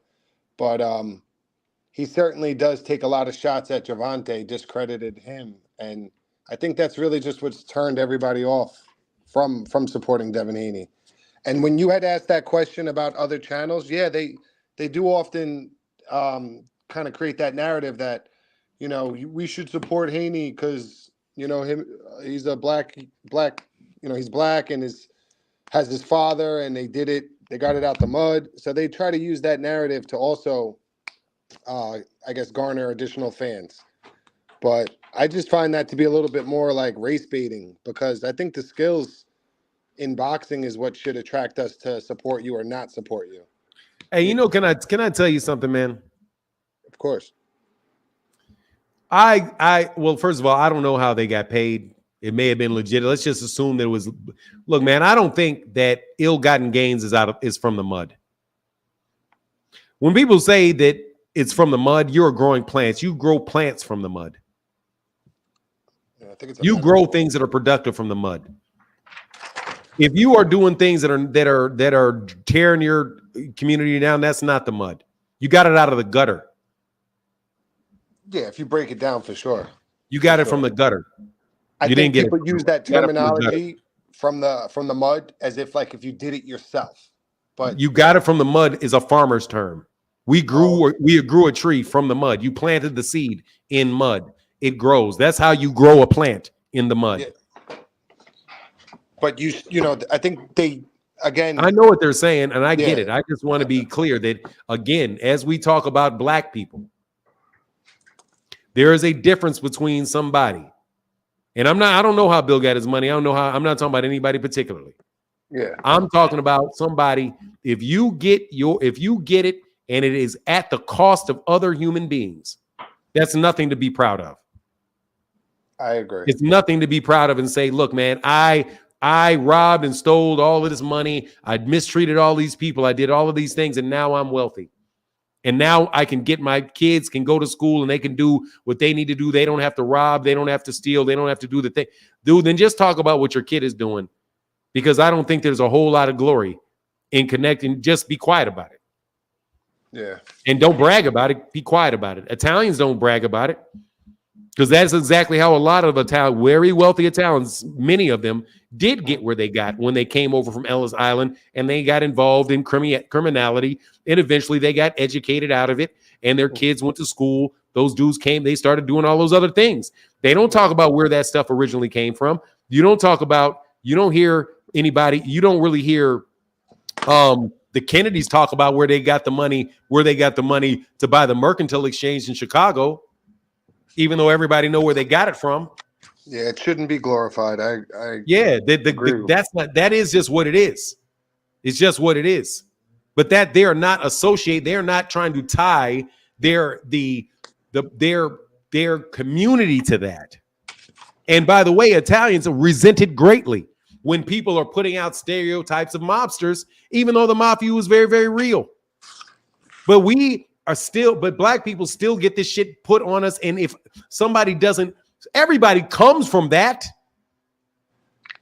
You know, there's a lot of people that come from that, whose grandparents did that. But you can't say, well, I can speak highly of my son because my son, I got my son where my son came from, but then the son of your son doesn't deserve respect. Your son deserves respect because your son got it from somebody that got it in a certain way. But then your son, whenever he grew, the people, his children, now they're not part of the culture anymore. See, that's the issue that I have when people keep doing that. Like, if you say, okay, myself, if I was stealing cars, if I was robbing people, I was doing all the gang banging, did whatever I did. I want to be in one of the very, very few that actually get out without going to jail and dying. And then I'm able to somehow transition from that into a legitimate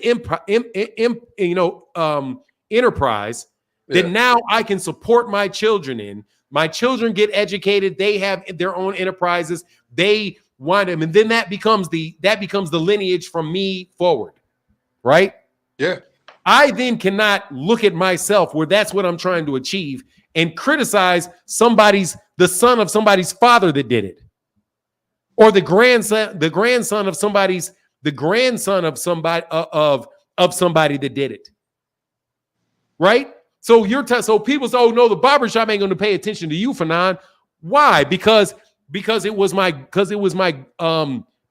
grandfather that was doing that, and it wasn't my mother. Then it was my grandfather that did it, and it wasn't my father.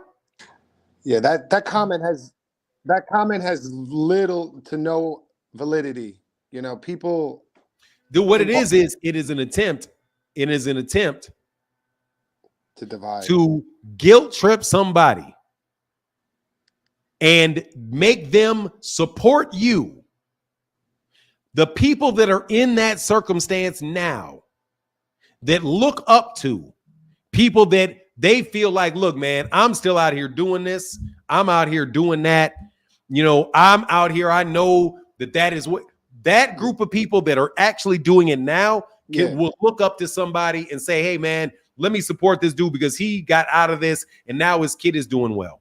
Correct. Yeah, he threw that out there to try to appeal to those people still. Yeah, you're trying to appeal to that. But what I'm saying is that is his lack of understanding of what the black community is.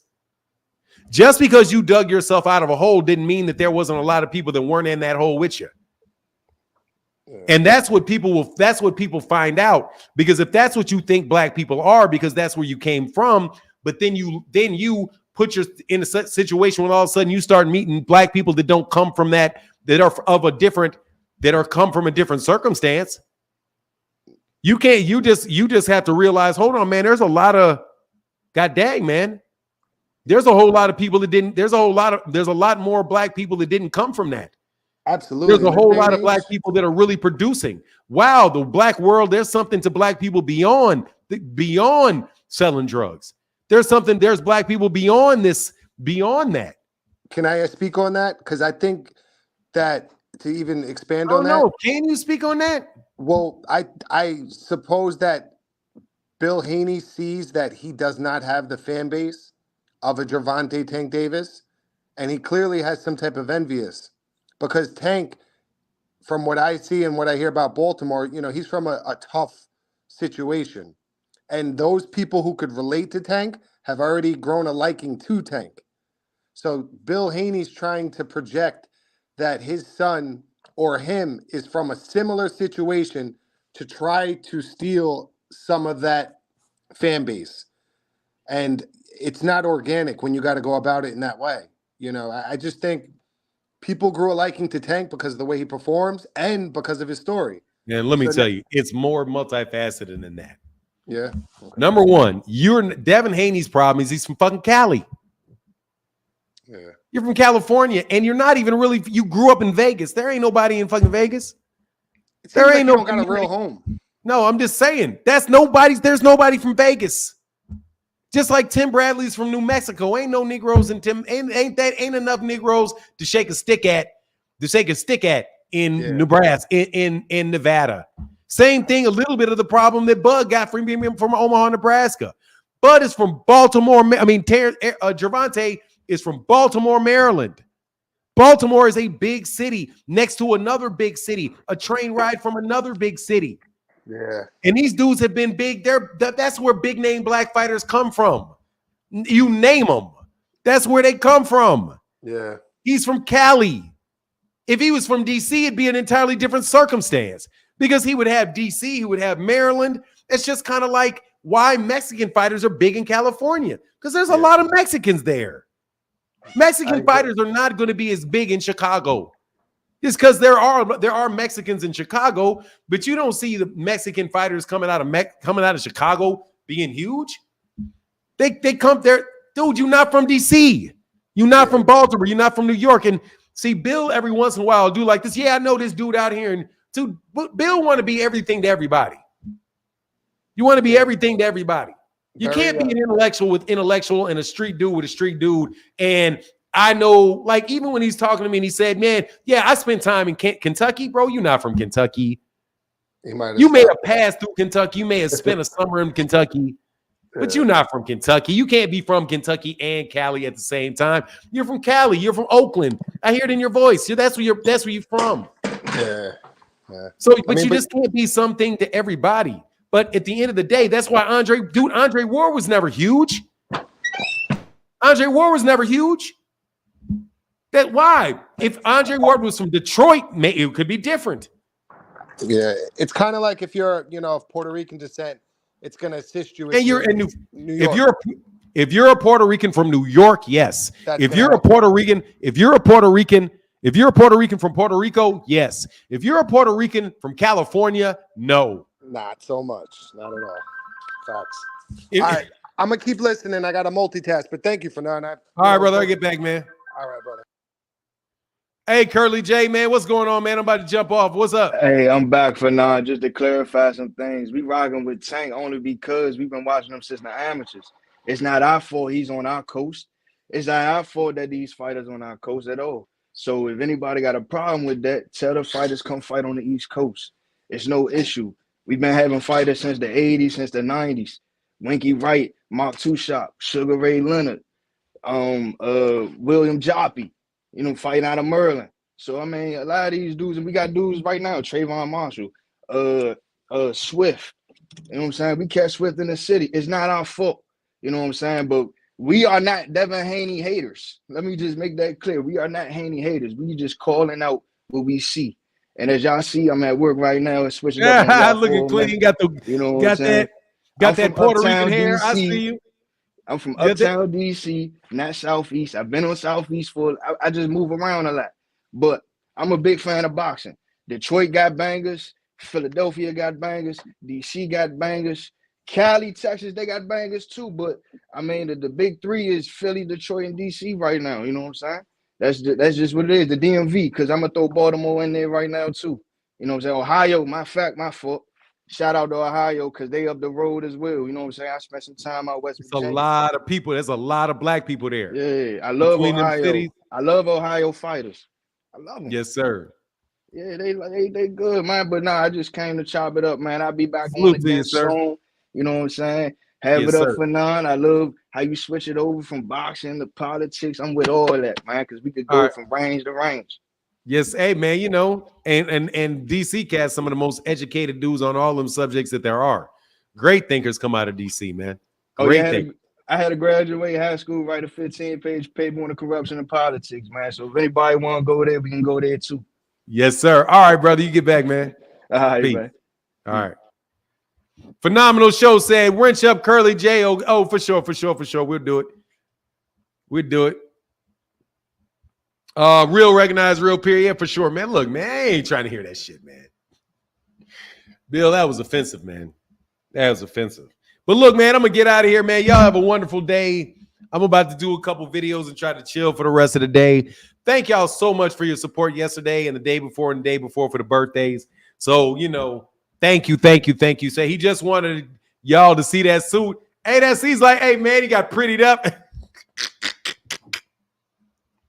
Hey, dog, that man came out here with what's that man, Philip Michael Thomas? He came out with the Philip Michael Thomas and shit. Y'all don't remember Philip Michael Thomas, do you? That's some curly head, dark skinned dudes, man. Hey, OG, can I? Yeah, Sammy, I'll get you tomorrow for sure. Come back tomorrow, Sammy Sosa. Come back tomorrow, Sammy Sosa. Nah, man, he was at the gig, man. He's just being fresh. That's what it is. He wanted to show. You know what I mean? Ain't nothing wrong. Get up there, get clean, man. Get clean. I don't mind. I need to get clean. I think I'm gonna get clean tomorrow. Ain't nothing wrong with that, dog. You know, he wanted to show off that curly bastard. That man trying to show he gets the ladies, dog. That's what he tried to do. Try to pop a collar, man. Trying to pop a collar.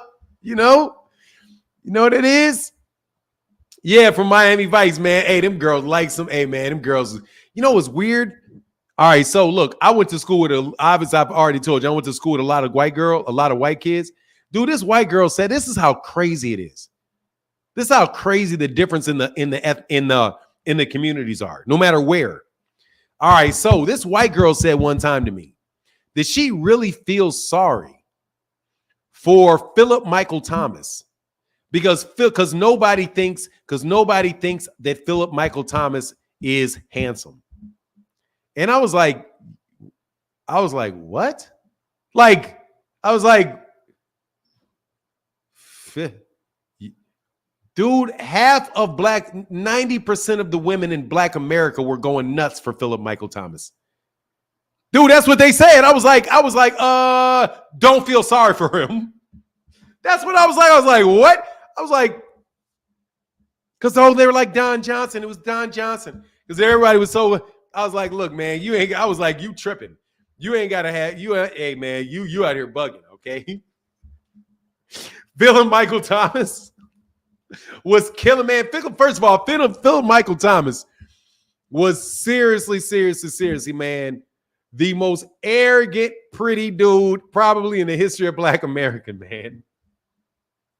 Dog, that dude was beating him. Damn, man, he was beating people. Man, he was beating him. They had to beat him off with a stick. Better, man, dude, Philip Michael Thomas. I was like, you think that for real, Philip Michael Thomas is not getting, man, please. Philip Michael Thomas so goddamn arrogant, man. Hey, but you can say what you want, dog. He was gonna get what he got, though. Hey, Fanon, did you see through that Bill shit? Yeah, I saw through the Bill shit, dog. I always come on. Yes, I did. I had to lay out the Bill shit so Bill shit don't come back no more. Because Bill can't come back. I had to make for real. I said I used to love him. Man, them girls with the good, yeah, because he had the good hair and he had the green eyes. He had green eyes, he had good hair, green eyes, you know what I mean? And dark skin. It was the dark skin, the green eyes, and the curly hair. And they loved Philip Michael Thomas, man. Please. He had his shit, man. Please. That dude was forever shaking off chicks. But anyway, I thought that was hilarious. I was like, man, y'all really don't understand what it is, bro. You know what I mean? Yeah, it's like, yeah, he had dark skin, green eyes, and man, please. And he was on TV. Man, you tripping. You tripping, man. That dude was killing him, man. Them girls love Philip Michael Thomas now. By the way, Philip Michael Thomas is still pulling him. Anyway, it is what it is, man. Much love to everybody in the chat. Thank y'all for chopping it up with me, man. Him and Special Ed was killed. Yeah, man, them dudes always kill the game, man. Them dudes that look Indian, they always kill the game. The Indian-looking black people. No, excuse me, the black people that remind people that Indians are black. It's the dudes that remind you that Indians are black. And I mean Indians. And Mr. Miles said, it's always informative, Martin. I hope you enjoy the rest of the day. Hey, thank you, man. I appreciate you. Said my girl is green and eyes green and she red. Yeah, that's a dangerous combo right there, dog. That's the danger combo, man. Oh, Indians know that. You don't have to tell them, they already know it. Dude, an Indian dude told me that. Indian was like, look, let me tell you something, man. We know damn well we African. Ain't nobody stupid. You think somebody that goddamn good at math don't know where the fuck they came from? Do you think anybody that can get a perfect score on the SAT don't figure out what they are? Shave their head, they be hiding in the crowd in a heartbeat. shave your hair, man, dude, look at this. Me and my wife we are the only black family. We're the only black family on this block that I live in. And we got at least 4 families darker than us. There are 4 families we walk by, we be like, damn, you black. And ain't none of them black. Man, please, these Indian people, man, there ain't nobody ain't nobody I know related to me except for my grandnephew. There ain't nobody that is like closely related to me that is anywhere near as black as the family that lives there, the family that lives there, and the family that lives there. I don't have nobody in my family that dark, bro. I'm in Texas. I'm from Chicago though. But because my family's all a bunch of light skin, light skin, brown skin. We go from white, because I ain't gonna say light, bright, almost white. I'm talking about white. They black, but they white. That white, translucent Negroes. My family goes from translucent Negroes all the way to roughly me. And then we got some Indian ones, like a couple. And we got, and then we got the Philip Michael Thomas branch of dudes. We got that particular dude. That dude right there is always fucking trouble. He gets all the girls. They get them all. Anyway, saying we got other black family in my block, but there's a gang darker than me. No, I'm saying we don't have, we got one other black family in my block, but they're a gang. Yeah, dude, the Indians are way blacker than black people. Them Southern Indians are way blacker than black people. Most black people. Like, in order to find black people blacker than them, you either do have to find a really, really dark-skinned black person, which we got, or you got to go like Somalian black. You got to go Somali black to get that. You got to go like Somali black. You got to go Sri Lanka black. Like that's a different type of black. That's a whole nother kind of black. You got to go Sudanese. Exactly. You got to go like Manute Bol black. You got to go Manute Bol black to catch them. They shit is like magically black. Like they got, man, I'm surprised they motherfuckers can't just levitate out the room. They got that Sudanese black, dog. You know what I mean? Yeah. That's why I'm saying it is what it is, man. And it's beautiful skin. Yeah, it is absolutely beautiful skin. Oh, crazy beautiful skin. But in order to get more black than Southern Indians, you got to get that type of black. Yeah, not us, man. Not the Milk Toast black. You know what I mean? Not black in name only. You know what I mean? What's your race, Fanon? You said you're not Greek. You got Greek. I'm black. My race is black. B-L-A-C-K. Black. I'm black.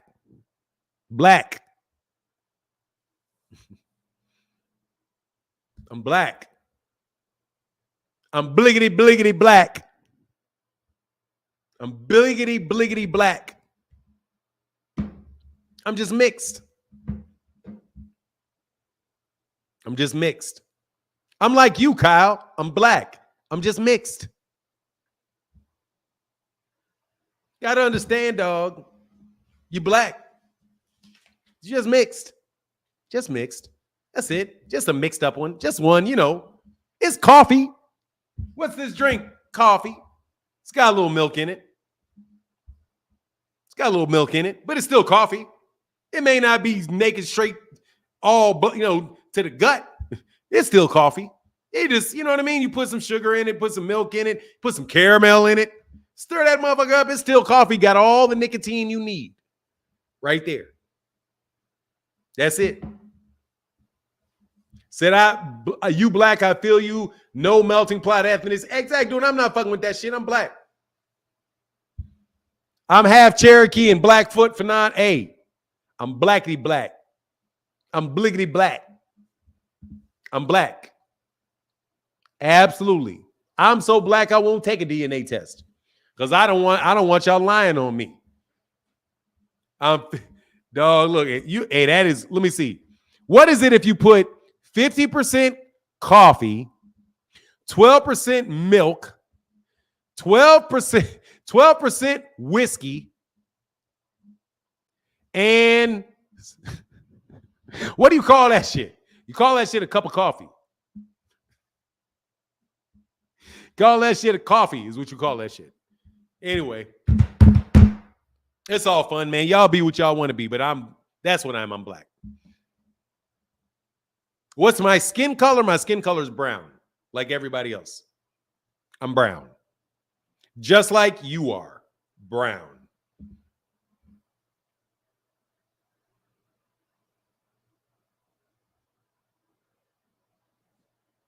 Oh, so my family goes from white passing to dark skin. You won't tell any of them they ain't black. Yeah, fuck around and tell them that. Fuck around and tell my mama she ain't black. Fuck around and call my mom, tell my mama she ain't black. She ain't gonna like that, dog. She ain't gonna like that, man. She ain't gonna like that. Call that a hard morning. Yeah, woo-wee. Yeah, I like that. All right, I'm out of here, though. Much love to everybody, man. Y'all have a wonderful, wonderful day. And with that, I'm out. Do Seckies, baby.